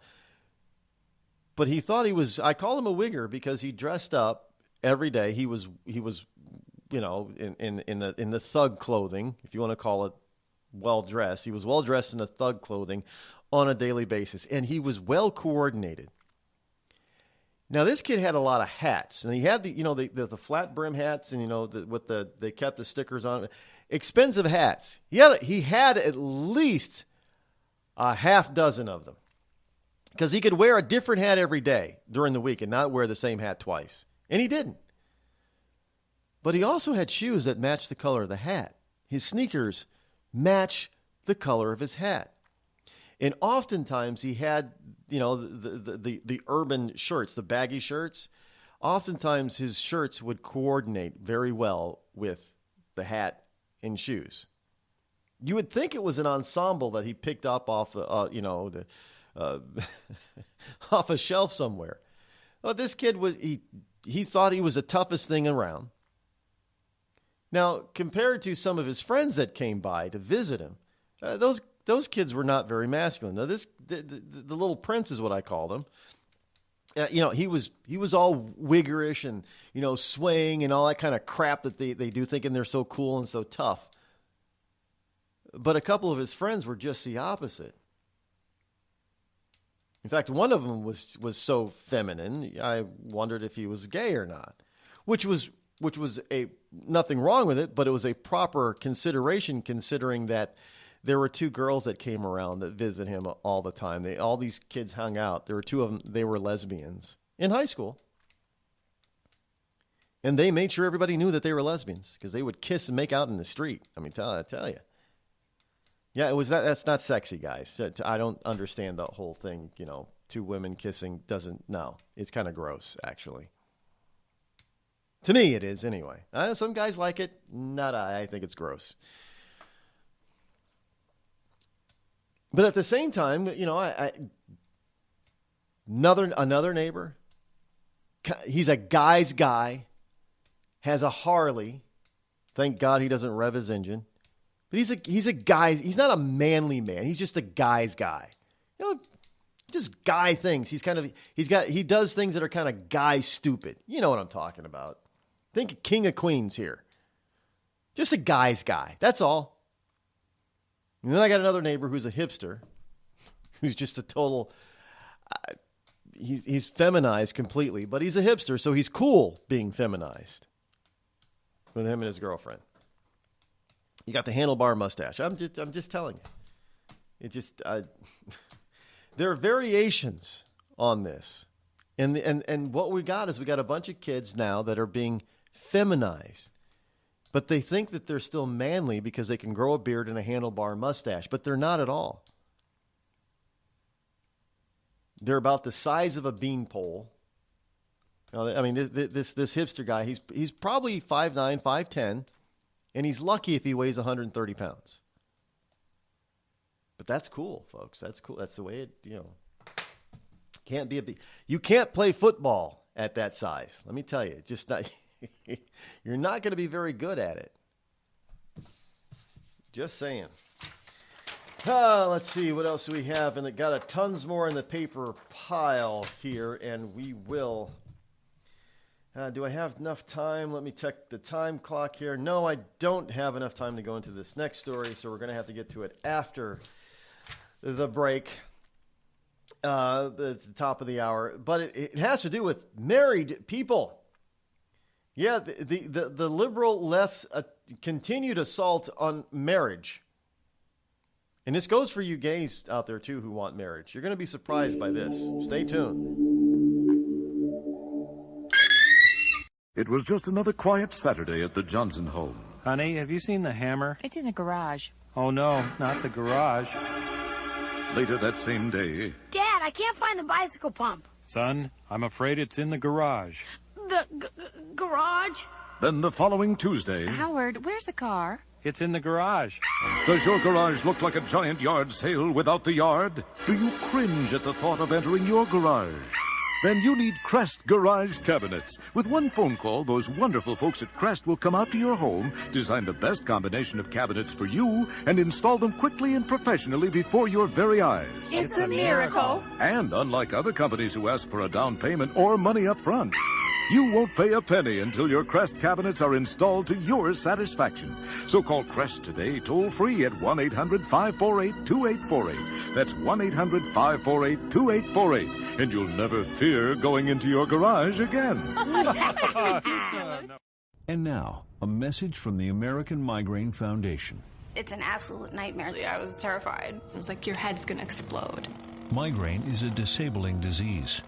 Just all of a sudden couldn't see. Migraine has ruined my life. Absolutely terrifying. There's pain that does not stop. It's a throbbing, pulsing, banging, hammering feeling in your head. 36 million Americans suffer.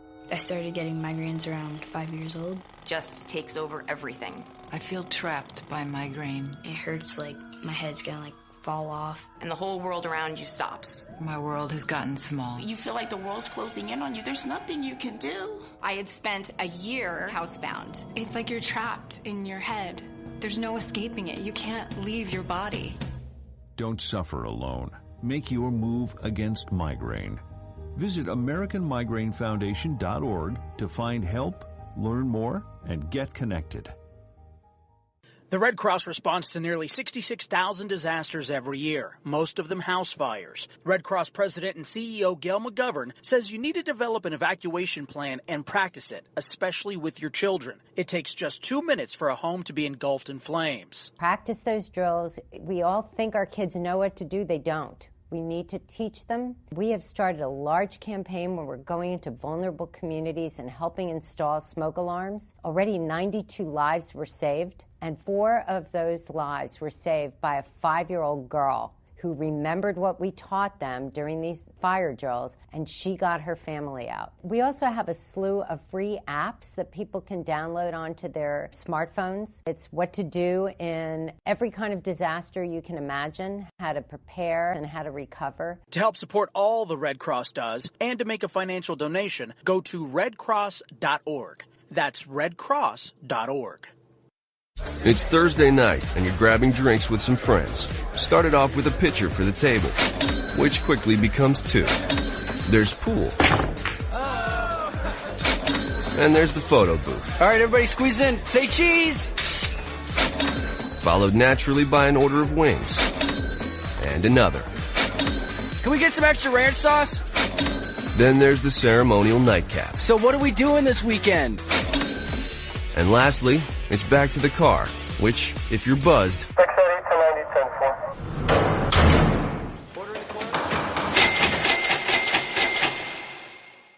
could be the most expensive night of your life. Getting pulled over for buzzed driving could cost you around $10,000 in fines, legal fees, and increased insurance rates. Nothing kills a buzz like getting pulled over for buzzed driving, because buzzed driving is drunk driving. Brought to you by the National Highway Traffic Safety Administration and the Ad Council.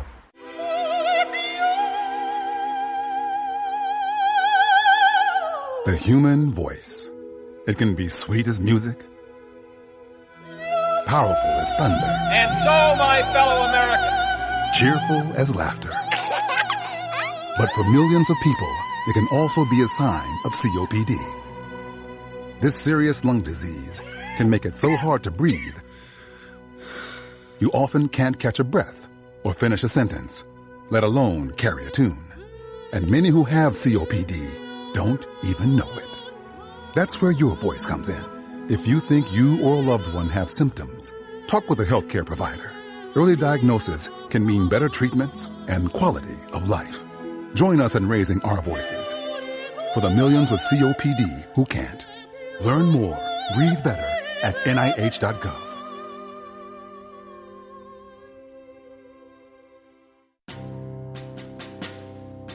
On the battlefield, there's a saying America's military men and women live by. Never leave a fallen warrior behind. Ever. Off the battlefield, Wounded Warrior Project operates with the same goal. We leave no warrior behind. Wounded Warrior Project is a non-profit organization created to help our men and women returning home with the scars of war. Whether those scars are physical or mental, we're here to make sure that they heal. And whether it's helping those with post-traumatic stress disorder live a normal life again, or giving much-needed support to injured warriors in veterans' hospitals, Because no one deserves our help more than the men and women who risk their lives to keep us safe. Wounded Warrior Project. We never leave a fallen warrior behind. Ever. Learn more about what we do at woundedwarriorproject.org. Every day, the men and women of the United States Marine Corps demonstrate their commitment to defend the American way of life. Since 1775, we have served our nation as a force in readiness. From combat operations to humanitarian assistance in every corner of the world. No matter where the mission takes us today, or wherever our country needs us tomorrow, we always remember the land we call home. As Marines, we take a stand for each other, for our nation, for us all. The few, the proud, the Marines.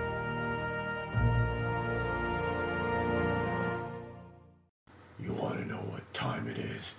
It's time to bring the rain. Zinc Media.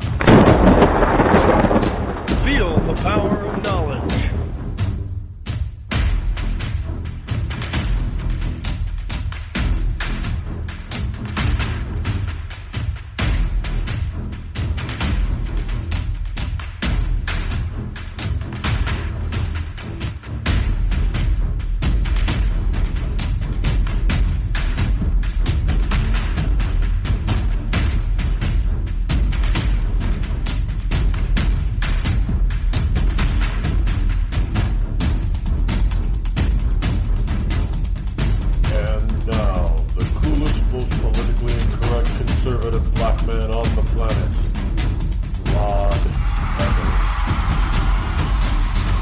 Welcome back, hour number 3 here on this Friday edition. Welcome to Freedom Friday.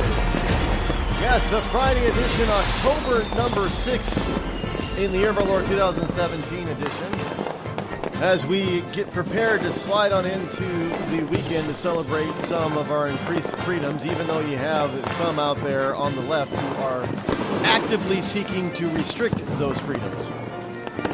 I kid you not. And just to recap over the first couple of hours, first of all, the first hour I told you about that if you wanted to see the picture of the wonderful shooter, you could go to the deceased picture of the shooter, Stephen Paddock. Then you could go over to rodeccles.net. It's graphic, so just so you know. Also, we talked about that I don't believe that he acted alone, that the logic would dictate that there are other people involved, even if nobody else actually pulled triggers. He was not alone in this. Also, that football is now officially in decline. You have high schools across the country high schools and middle schools across the country that are eliminating their football programs because participation rates of players is dropping rapidly in many parts of the country, especially since moms are winning out on the football thing. Mom, my mom didn't want me playing football. She used to tell me, Bob, I don't want him playing football. It's a dangerous sport. Well, they always say, Mom knows best. So football participation is in high school and middle school and Pop Warner programs are down all over the country. And it's all due to this CTE scare stuff. And how much you want to bet we're going to learn for a few years from now, we're going to learn that, first of all, CTE is not as bad as we thought. We misdiagnosed it, and we misdiagnosed the reason that people are getting it. I'm telling that's what's going to happen. But by then it's going to be too late to reverse anything because the whole everybody's going to believe that CTE is bad, that CTE is caused by football. And although you know what, I haven't seen. Has anybody done this for boxers? Now I know that we've had certain things called punch drunk on some boxers, but not most. Are we going to start seeing? I'm telling you right now, if you think they're only going to stop at football, any sport or anything that we consider to be a sport, from boxing to ultimate fighting, where people are constantly getting their heads hit, smacked, bashed, banged, what have you, and probably including professional wrestling, they're going to start coming after you guys. I mean, look, they're already looking at trying to ban headbutting, where you hit the ball with your head in soccer. They want to ban that in little kids. You can't do it. You're too young. Because they're afraid of CTE from a soccer ball. I'm telling you, they're going to be coming after the other sports. And some of them may be a sport that you really like. If you don't doubt me on that, by the way. Just don't doubt me. This stuff is just... In other words, they seem to think that life should not be scary and dangerous at all. We just getting up every day.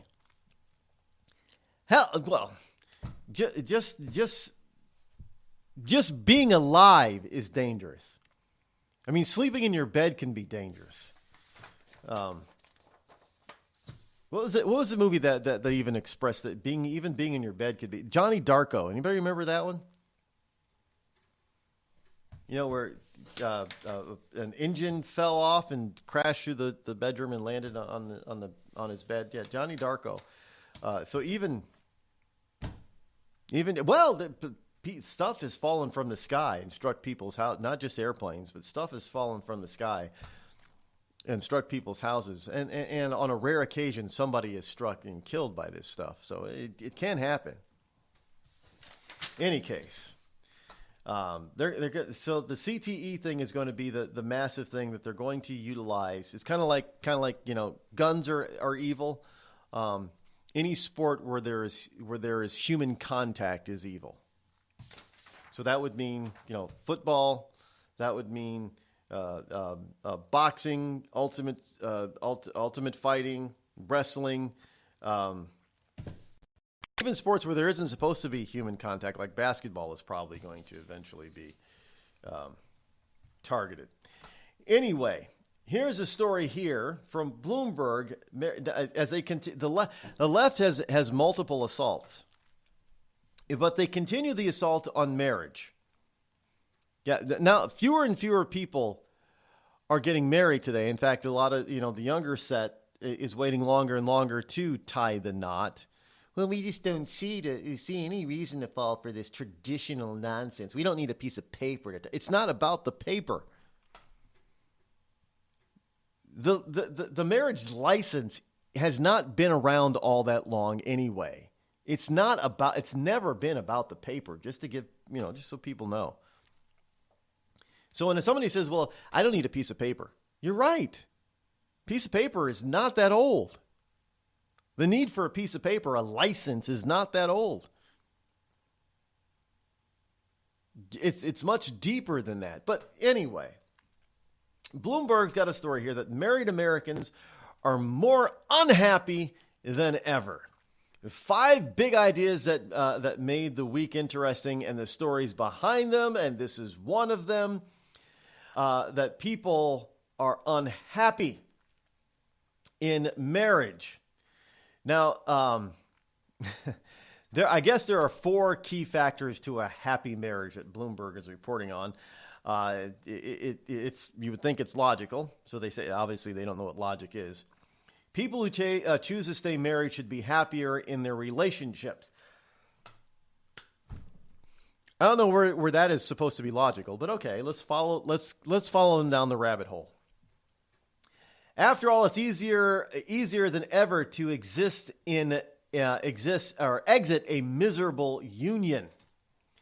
People tend to wait longer before making the jump, and many just don't get married at all. Despite that, the number of Americans who say they're very happy in their marriages has fallen from 68% in the early 70s to just 60%.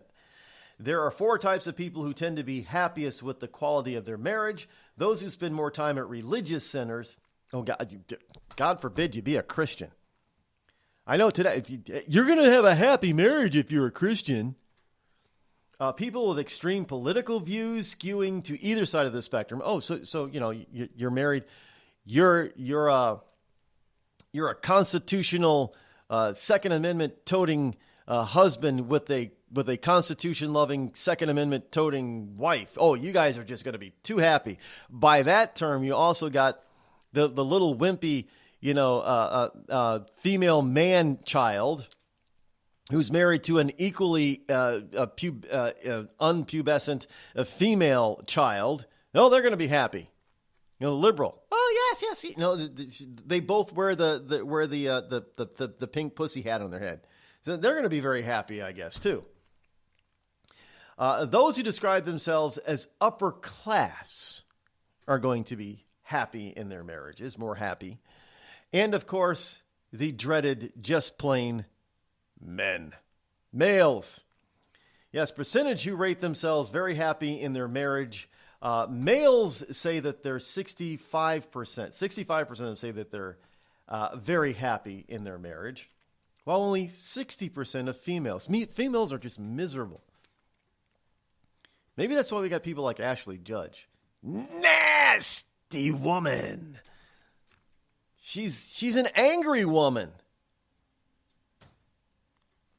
And if you want, she's an angry woman. Religious attendance. If you've never attended religious services, then 59% of those people are happy in their marriage. If you've been less than a month, then 59%. If you've gone more than a week, then it jumps to 68% of those people who go to religious services more than once per week. If you go less than once per week, 64% are happy in their marriages. Those who attend more than once per week, 67% are happy in their marriages. Do you see a correlation there? Your political views, if you're extremely liberal, which I don't know how this is possible, but let's go with it. 66% are happy if they're extremely liberal.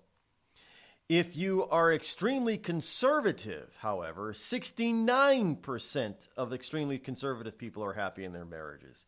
Where moderate people, only 61% of moderates are happy in their marriages, but slightly liberal, only 58% are happy in their marriages. And if you are liberal, only 62%. So all across the board, from slightly conservative all the way up to conservative to extremely conservative, those people are more likely to be happy in their marriages than liberals are. This is from Bloomberg, folks. I'm not making this up. Let's go down the list again. I'll go from top to bottom as they have it. If you are extremely liberal, if you're an extremely liberal couple, 66% of extremely liberal people are happy in their marriage.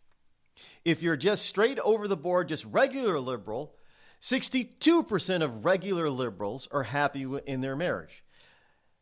Only 58% of slightly liberal people are happy in their marriage. Only 61% of moderates, Mitch McConnell, Paul Ryan, only 61% of moderates are happy in their marriage. 62% of slightly conservative people are happy in their marriage. 66% of conservative people are happy in their marriage. And 69% of extremely conservative people are happy in their marriage. So what's that tell you? If you're conservative to extremely conservative, you're going to have a chance of being more happy in your marriage than if you are liberal. So liberals are miserable. Even moderates are happier than some liberals. I'm just saying. According to this study, I don't know how they figure out what's happy and what's not in a marriage, but this is how they're figuring it out.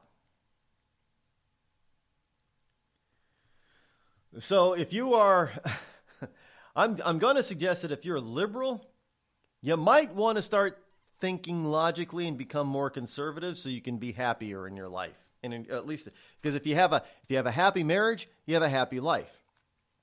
If you have an unhappy marriage, if you have a miserable marriage, trust me, I know, your life is going to be miserable for as long as you're in that miserable marriage or participating in it. So, yeah, you want to know the best way to be happy? Become an extreme conservative. Evidently.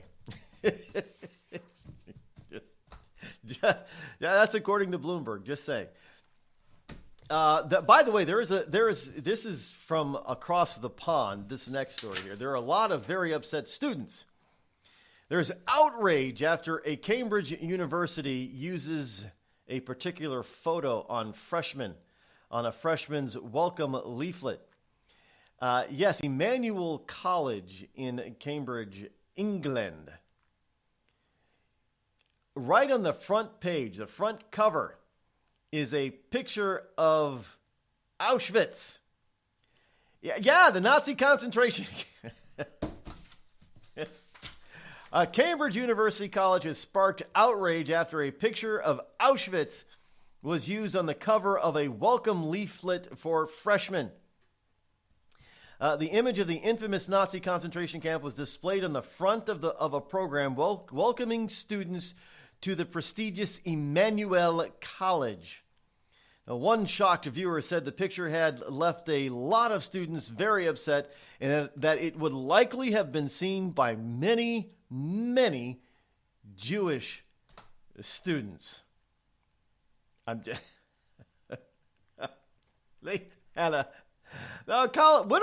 Colleges tend to be very liberal, especially even in England.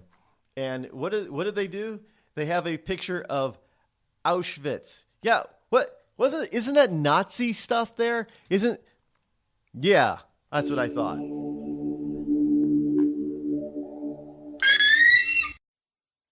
Tired of paying outrageous prices for Viagra? Well, we have great news for you. Now you can finally get Viagra at huge discounts. Healthy Man allows you to save up to $500 on Viagra. Why pay U.S. pharmacy prices of $15 per pill or more when you can get Viagra for less than $3 a pill? Call today and get 40 Viagra pills for only $99. This can cost as much as $600 at your local pharmacy. You can't afford not to call us. If you want Viagra at the lowest prices, never pay $15 a pill pharmacy prices again. Get Viagra for less than $3 a pill. Call 800-595-2614 today and save up to $500 and get 40 pills for just $99. Healthy Man is fast, easy, and affordable. Operators are waiting at 595-2614 to take your call now. Call 800-595-2614. That's 800-595-2614. Again, 800-595-2614. It started with a knock, but it wouldn't end there.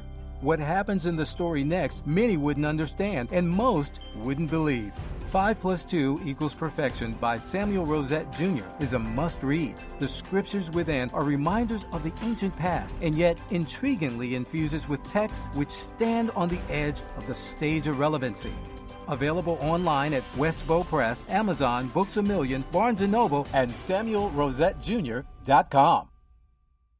We've all heard of male enhancement, but now there's an expert on true male enhancement in the areas that really count. In Herb Ellis's book, Husband 2.0, Real Male Enhancement, you'll find answers to questions like, why doesn't she want to have sex? A quick start, quick results workout guide, plus what you can do as a side hustle to make money now. With all the great tips in this book, every man can benefit.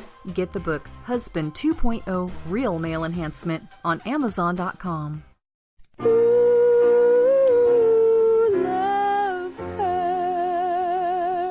Yes, love hurts. It can hurt emotionally, but more important, it can also hurt you physically. It can hurt you in a way which nobody who owns a hot tub and lives in California can afford to be unaware of.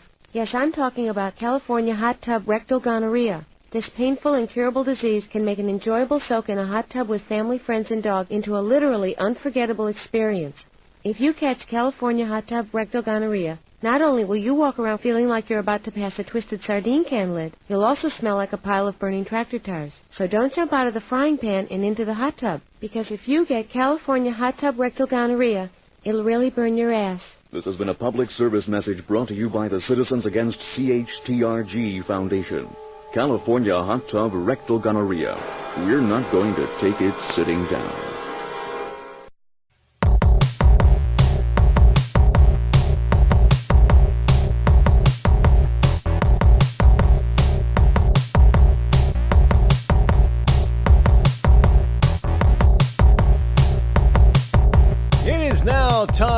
get to today's holidays. Quite a few of them today, actually. So we'll get, there's some obscure ones and some funny ones and some, like, say what ones out, out there today. Today's holidays for October number 6. Come and Take It Day is observed annually on October 6th. And Come and Take It Day is a day to go out and take something that you've always wanted. Yeah, so basically it's a day of thievery, evidently. But this is how you observe it. Celebrate the day by trying to take something you want or by defiantly taunting people to come and take something from you that you do not wish to give up. If you happen to find yourself in Texas, you could attend the Come and Take It celebration, which is held each year around the same time as Come and Take It Day. The phrase was used in ancient Greece. Come and take it is when you defiantly say come and take it to someone who wants something from you that you do not wish to give up. The phrase was used in ancient Greece during the Battle of Thermopylae. It was also used during the Revolutionary War when British soldiers attempted to take Fort Morris in Georgia. Only 127 Americans were in the poorly constructed fort, but when the British demanded a note of surrender, American Colonel McIntosh sent over a note that included the phrase, come and take it instead. And the British decided not to attack the fort. So we have Come and Take It Day today. It reminds me of another song from the 70s. Come and get your love. Yeah. Today is also Lee National Denim Day. It doesn't have to be, I guess it doesn't have to be Lee or Levi's jeans, but it is National Denim Day. But that's good because it also goes along with the fact that today is Plaid Your Day. Yes. So wear plaid, but plaid goes well with denim. So you can be highly fashionable today if you were to wear something plaid, or if you were to plaid something up by, plaid up your purse, plaid up your scarf, plaid up your burqa. Anybody ever see a plaid burqa? I've never. You can have a plaid burqa, I guess. So plaid your day or wear plaid. So if you wear plaid along with denim jeans, you're going to be highly fashionable today. Today is also Garlic Lovers Day, observed annually on this day. Garlic Lovers Day is dedicated to lovers of garlic. I love garlic. Going to enjoy this day. It's also Jackie Mayer Rehab Day. What the hell is Jackie Mayer Rehab Day? It's a day where you're supposed to just be happy, I guess. Now, Jackie Mayer is a celebrated. This day is devoted to celebrating cheerfulness and fun, and it happens every year on this day. And Jackie Mayer, by the way, Mayer, she's a motivational and inspirational speaker. Just so you know. Today is also National Plus Size Appreciation Day. So in other words, if you're not a waif of a model, but you're normal to fat, today's your day. It's National German American Day. Self-explanatory. National Physician's Assistants Day. Also self-explanatory. It is also National Noodle Day. Not just pasta, but noodle. So you got to have noodles. It is National Noodle Day. It is also World Smile Day. Yeah, it's World Smile Day. World Smile Day is dedicated to the smiley face, which was created by Harvey Ball in 1963. So the smiley face thing that you see at Walmart made famous, that was invented back in 1963. The biggest events for the day are held in Worcester, Massachusetts, birthplace of both the smiley face and its creator. If you can't get to the city, there are many other ways you can celebrate. There are some ideas for celebrating the World Smile Day on this World Smile Day website. You could also download some stickers, posters, and coloring pages to use on this day, World Smile Day. And those are your holidays for today, October number 6.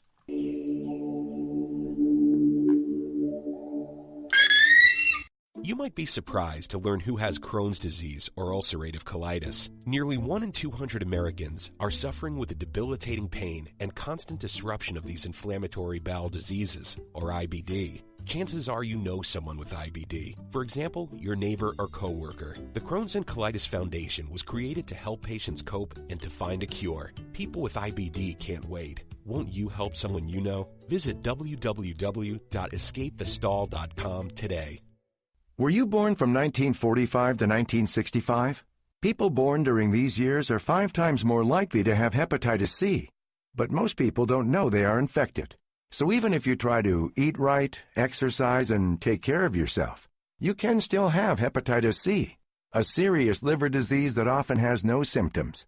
In fact, people can live with hepatitis C for decades without feeling or looking sick. But over time, hepatitis C can cause serious health problems, including liver damage, liver failure, or even liver cancer.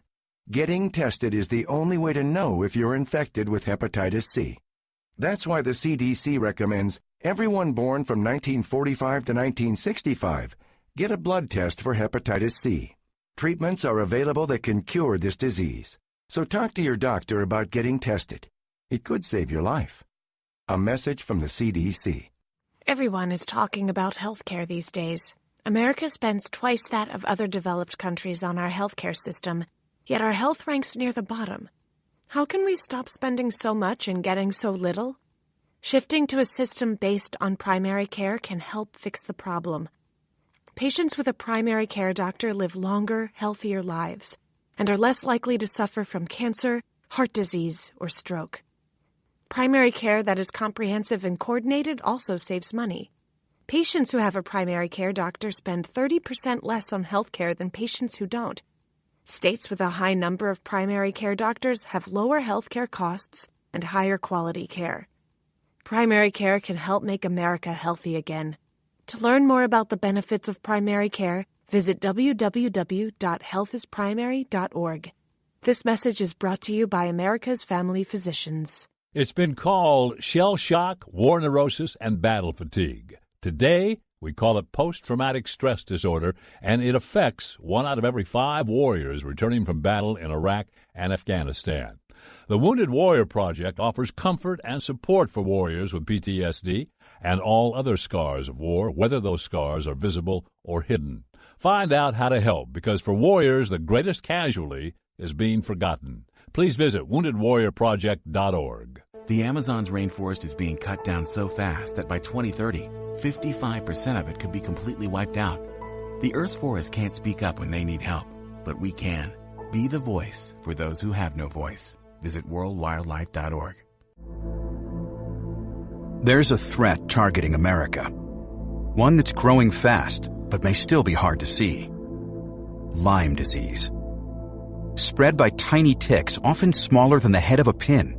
This dangerous disease is now more widespread than West Nile, tuberculosis, and HIV/AIDS combined. And if left untreated, it can lead to arthritis, facial paralysis, and even memory and concentration problems, often called brain fog. As the threat of Lyme disease grows to more than 300,000 projected cases each year, it's time for us to target Lyme disease. That means checking for ticks when you've been outside, even in your own backyard. It means seeing a doctor if you experience the symptoms of Lyme disease, which can include joint pain, flu-like symptoms, fever, fatigue, or sometimes a bullseye-shaped rash. Set your sights on stopping Lyme. Learn how you can target Lyme disease at targetlyme.org. Dad, we need to talk. Can we just enjoy the drive? If you're not going to listen to me, who will we listen to? Jeffrey. Ah! Marcia Gay Harden, what? Eyes on the road, Dad. What are you doing? What are you doing in my back seat? How did you get in here? You're getting older. Not that old. Your brain's changing. It's natural. Yeah, that's what I was saying. Honey, I've got experience with this. Jeffrey, brain health is all about making the most of your brain as you age and helping to reduce some of the risks to your brain. Really? Now that's interesting. So, you'll talk to her about this, but not me. Marcia Gay Harden? Where did she go? Learn what you can do to help keep your brain healthy at brainhealth.gov. She didn't say goodbye? I mean, I would have. Visit brainhealth.gov.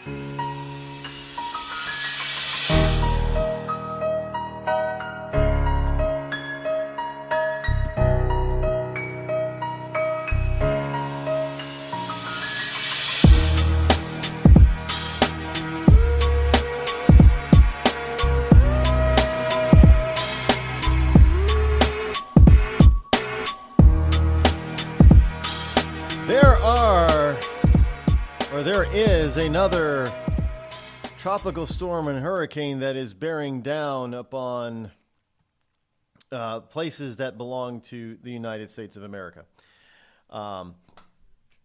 Nate. Tropical storm Nate is expected to be a hurricane, and it's aiming at New Orleans. The problem is, according to the AP, is that this year has been, we've had 3 major hurricanes, two have made landfall and one kind of skirted off the coast, I guess. But we did have some effects of the third hurricane. But so we've had after a nearly 12-year drought, we've had 2 hurricanes strike the mainland USA. And could be possibly a third. And hurricane season is roughly got about a month left to go. I know they were all saying, no, we've got, this is a hurricane. We got about another 2 months, 3 months to go in hurricane season when hurricanes are starting to hit. And they were all a jitter.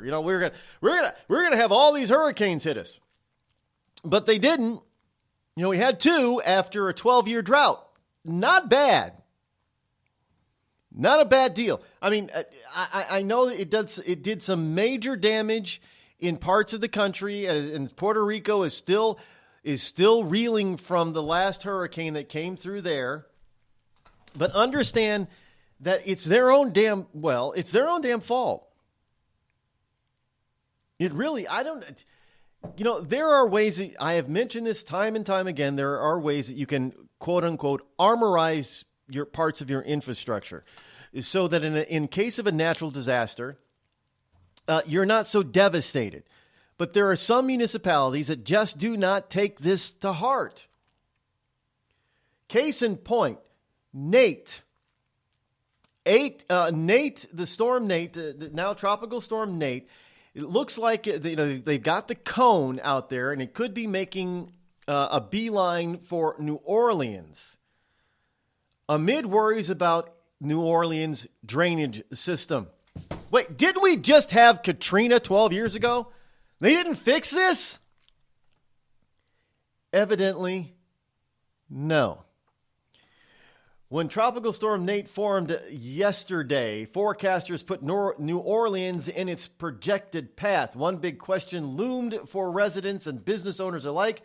Will the pumps work?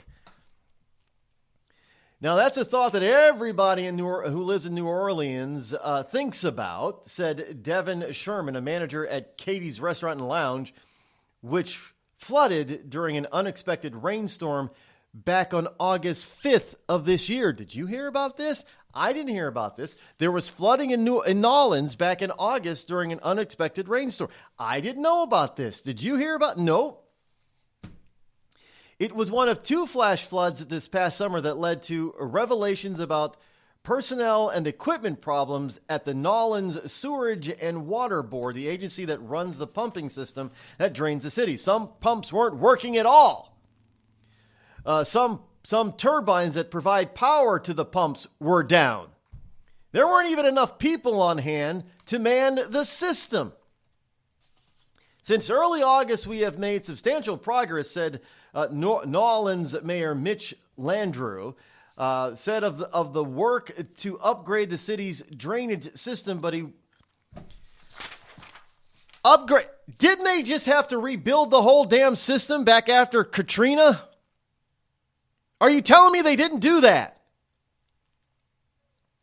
Now understand, the reason why I bring it up is New Orleans is a liberal, ultra-liberal run city. It still is, even after Katrina. And the problem with when the aftermath of Katrina happened, the part of the problem was they didn't spend the money on the levees like they were supposed to. And now we got Katrina. Well, they couldn't drain everything, so that was part of the problem. And so they were supposed to fix all the drains and all the pumps to help. This is a city that sits below the sea level. You better have some damn good drains to keep it dry. Well, evidently, they don't. The 12 years after Katrina, 12 or 13 years after Katrina, they're back in their old ways, and they get an unfortunate rainstorm that flash floods the city. And now all of a sudden, we've got a tropical storm, could be a hurricane heading back towards New Orleans. We're not ready. We're not ready. We don't have the manpower. Why? You can't hire people? I mean, after New Orleans, Louisiana, the unemployment rate is not exactly the lowest in the country. You can't hire people? You can't maintain your system? I thought you were supposed to improve it. Did you not improve it? What are you spending your money on, New Orleans? All those people that spend all that money to get their houses back and their businesses back have the potential of having them destroyed about a decade later because of mismanagement? Are you kidding me? No, I'm not kidding you, actually. New Orleans obviously formed in the Western Caribbean Sea and moved into Central America on Thursday. Forecasters said it would be likely emerge in the Gulf of Mexico and strengthen, possibly reaching hurricane strength before Sunday morning landfall somewhere along the Louisiana, Mississippi, or Alabama coast.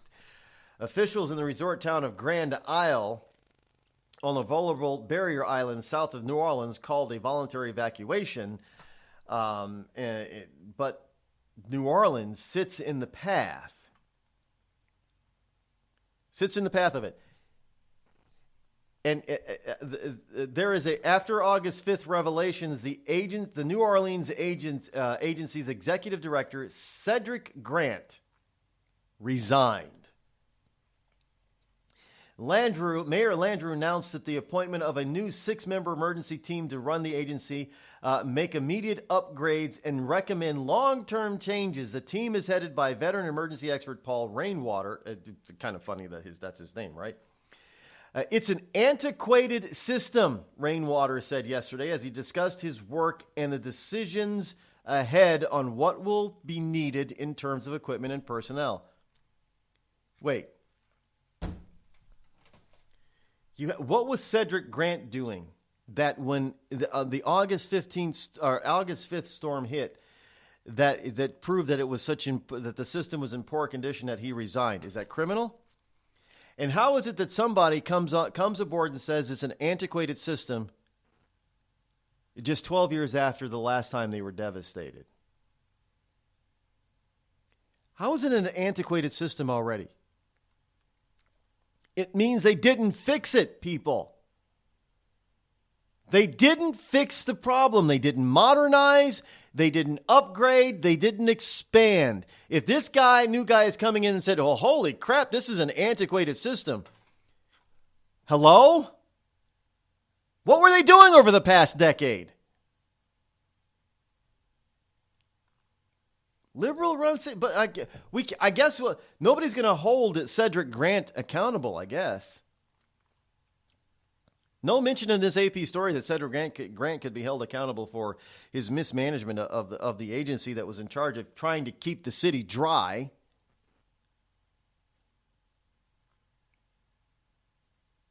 But this is what we want more of?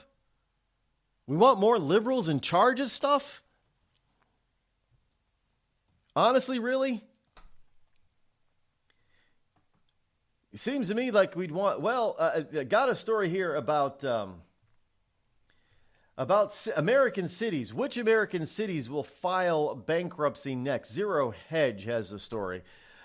Massive, unsustainable, yet largely unnoticed debt burdens of American cities, counties, and states fairly regularly. We harp on this fairly regularly. Well, because it's a frightening issue if you spend just a little time to understand the math and the ultimate consequences. Here are some of our most recent posts on the topic. Americans' pension bomb. Stanford says soaring public pension costs, devastating budgets for education and social services. Pension consultant offers dire outlook for Kentucky. Freeze pensions and slash benefits or else in another one. And it goes on and on and on. If you want to know some of the cities that are at the highest risk of massive tax increases and or going under, you look no further than if you look at the top, the vast majority of those on this list are run by and have been run by liberals for some time. Chicago, on the verge, on the risk, at risk. Could see a tax increase of 27%. Increase in worker contributions of 428% increase. Houston and Austin, Texas, in the top three.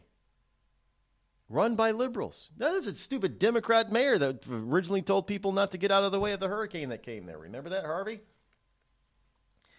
Dallas, Baton Rouge, Fort Worth, Oakland, Phoenix, Jersey City, Pittsburgh, Atlanta, Sacramento, Minneapolis, Los Angeles, Omaha, Nebraska, Honolulu, Cleveland, Ohio, El Paso, Texas, Columbus, and Cincinnati. Now, the vast majority, not all, but the vast majority of these places are run by and have been run by liberals for years, if not decades now.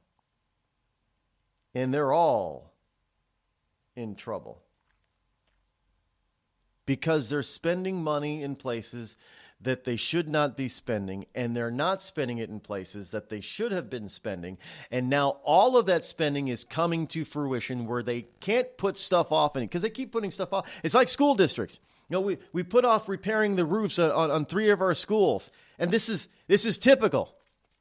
We put off routine maintenance in some of our buildings because we couldn't afford it, because they were spending money on all kinds of places that they shouldn't have been spending it on. And then it gets to the point where they can no longer ignore the problem of the dilapidated building. So they've got 2 choices: either repair the building at a ridiculous price or build a new school at a ridiculous price, instead of just taking care of them to begin with. This is New Orleans. Instead of just taking care of the system, back when they learned that the system was antiquated and inadequate 12 years ago, they obviously let it go, and it's still at a point of being inadequate, antiquated, and not able to serve the city properly. So I'm telling you, they're going to start doing massive renovations on their system. It is going to cost them a hell of a lot more today than it would have cost them originally if they just would have taken care of the problem. And they didn't. This is liberal city after liberal city, liberal state after liberal run state. And now all of these bills are coming due. America's chickens are coming home to roost. Their fiscal chickens are coming home to roost. And yet they're going to blame the fact that rich people don't pay enough in taxes.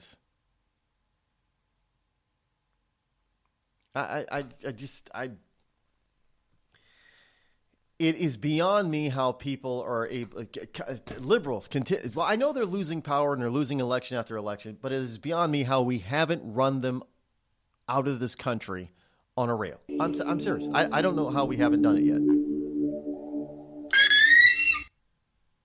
Tired of paying outrageous prices for Viagra? Well, we have great news for you. Now you can finally get Viagra at huge discounts. Healthy Man allows you to save up to $500 on Viagra. Why pay U.S. pharmacy prices of $15 per pill or more when you can get Viagra for less than $3 a pill? Call today and get 40 Viagra pills for only $99. This can cost as much as $600 at your local pharmacy. You can't afford not to call us. If you want Viagra at the lowest prices, never pay $15 a pill pharmacy prices again. Get Viagra for less than $3 a pill. Call 800-595-2614 today and save up to $500 and get 40 pills for just $99. Healthy Man is fast, easy, and affordable. Operators are waiting at 595-2614 to take your call now. Call 800-595-2614. That's 800-595-2614. Again, 800-595-2614.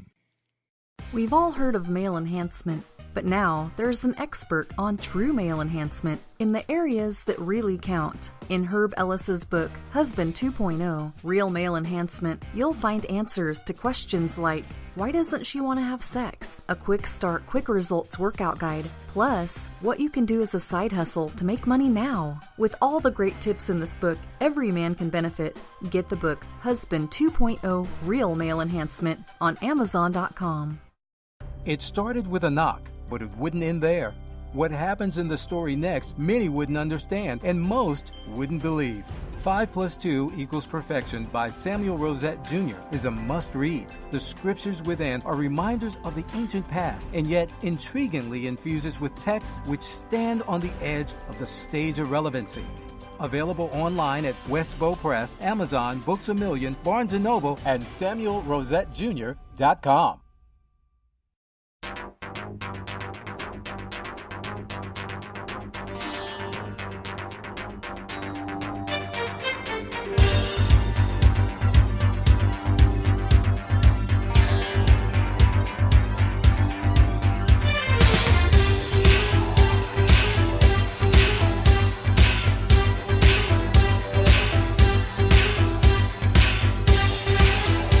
Maybe one of these days I'll turn on a video cam here in the studio, in the Bunker Rise studio, so you'll see. I'm a nut job sometimes. I dance to some of the music here. I like that. You just sort of like dance like you're in an Indian from India, Bollywood movie, and you bounce the head and it's probably too embarrassing to actually. To do that, so that's one of the reasons. Not to mention that not every single day that I come to the studio am I completely and fully properly dressed. I might be in my PJs some days. You just in a sweatshirt, disheveled hair. If I did that, I would have to be, I have to look presentable every single day. I don't want to have to do that. Some days I want to get up late before the show. And some days I just don't have time, even to get properly dressed for the program because there's so much going on and so much show prep that has to take place. But speaking of show prep, here's something that the GOP did not prepare for. They did not properly prepare for angry donors closing their wallets. One contributor says, "I'm sick and tired of nothing happening." Speaking about the party's legislative failures, specifically Mitch McConnell. Republicans are confronting a growing revolt from their top donors who are cutting off the party in protest over its inability to get anything done. Tensions reached a boiling point at a recent dinner at the home of Los Angeles billionaire Robert Day, in full view of around 24 guests. Thomas Wachtel, Wachtel, a retired oil and gas investor and party contributor, delivered an urgent message to the night's headliner, Senate Majority Mitch McConnell. Just do something, he said. Now, Waschel, who's given tens of thousands of dollars over the years to Senate Republicans, recalled that McConnell responded defensively. Passing legislation takes time, the Republican leader responded, and President Trump didn't seem to understand how long it is required. No, Mr. McConnell, I think everybody's understanding, and we're tired of your freaking excuses. Stop giving. It doesn't have to take time like that. It doesn't take years. It's not necessary for it to take years and years and years to do what's right. Just do it when you have the power to do so. You rein in the rest of these stupid, idiotic, mealy, mamby-pamby, liberal-type GOP members, and you tell them either you play ball or you get the hell out of our party. Now, anybody who was there knew that I was not happy, and I don't think anybody was happy. How could you be, said Waschel, who has previously given over $2,000 to McConnell, but recently stopped donating to Senate GOP causes. You're never going to get more sympathetic Republican than I am, but I'm sick and tired of nothing happening, as are the rank and file majority of American voters. We're sick and tired of it. Sick and tired of it, Mitch. And he's still making excuses. You don't understand how long it takes to get things. It doesn't take that long. Look, the Democrats did it in a heartbeat. In the first 2 years, they got a lot of stuff that they wanted. Not everything, but it didn't take them too long to move and push it forward, did they? They were ready. We weren't ready to repeal Obamacare. We weren't ready with a tax plan. You guys have got to come up. You talk about it, election season after election season, and nobody had one ready to go. Now you got to come up with one from scratch. Sorry, Mitch, your excuses do not pan out. Speaking of excuses, I think the excuses are running out for Nancy Pelosi finally today. More Pelosi brain freezes. She stares at audience, waves hands while struggling to speak. Everybody's starting to ask, including many on the left, are starting to ask, what's wrong with Nancy Pelosi? While the House Minority Leader was participating in the town hall meetings televised on CNN earlier this week, Wednesday night, she suffered awkward brain freezes. She stared at the audience and waved her hands while she appeared to be struggling to speak. This is no longer funny, folks. While urging new gun laws in response to a madman's massacre of country music fans in Las Vegas, Pelosi said, responsible gun owners from the hills of Arizona to the duck blinds of Minnesota all over say we're all law-abiding. We have many guns. We have as many guns as he had, but we have, she said, turning to moderator Chris Cuomo before repeatedly waving her hands as if emphasizing words that refused to exit her mouth. Background check, she finally blurted out. Pelosi is not in good spirits. And because of this, you're now seeing, according to the American Mirror, that there are some calls from some on the left from within the Democratic Party, a growing number of people from the Democratic Party thinking that it is time to replace Nancy Pelosi and that she should retire. But she's up for re-election in 2018, and as far as I know, she's still going to run for that seat. And if you vote for her, you liberals, if you vote for her, you're fools. I don't know what's wrong with her, but there is definitely something wrong with her. And well, in any case, we're out of time for today and for the week, but we'll be back here next week. We'll see you then. Have a good one, folks. Damn, it feels good to be a Clinton. Damn, it feels good to be a Clinton. A shameless politician always plays her cards right. Got a crew for the fight on the airwaves. Lapdogs in the press keep their mouths tight. Cause a Clinton never needs to explain what, why it is what they done or with who. A real Clinton knows that they're entitled, and you don't get to know what they do. What difference does it make? For a Clinton, what's loaded in some fat Apple file? A Clinton plays the victim for promotion. A Clinton kills it off with a smile. Damn, it feels good to be a Clinton. A server full of secrets ain't no thing. Damn, it feels good to be a Clinton. Nothing ever hits with the sting.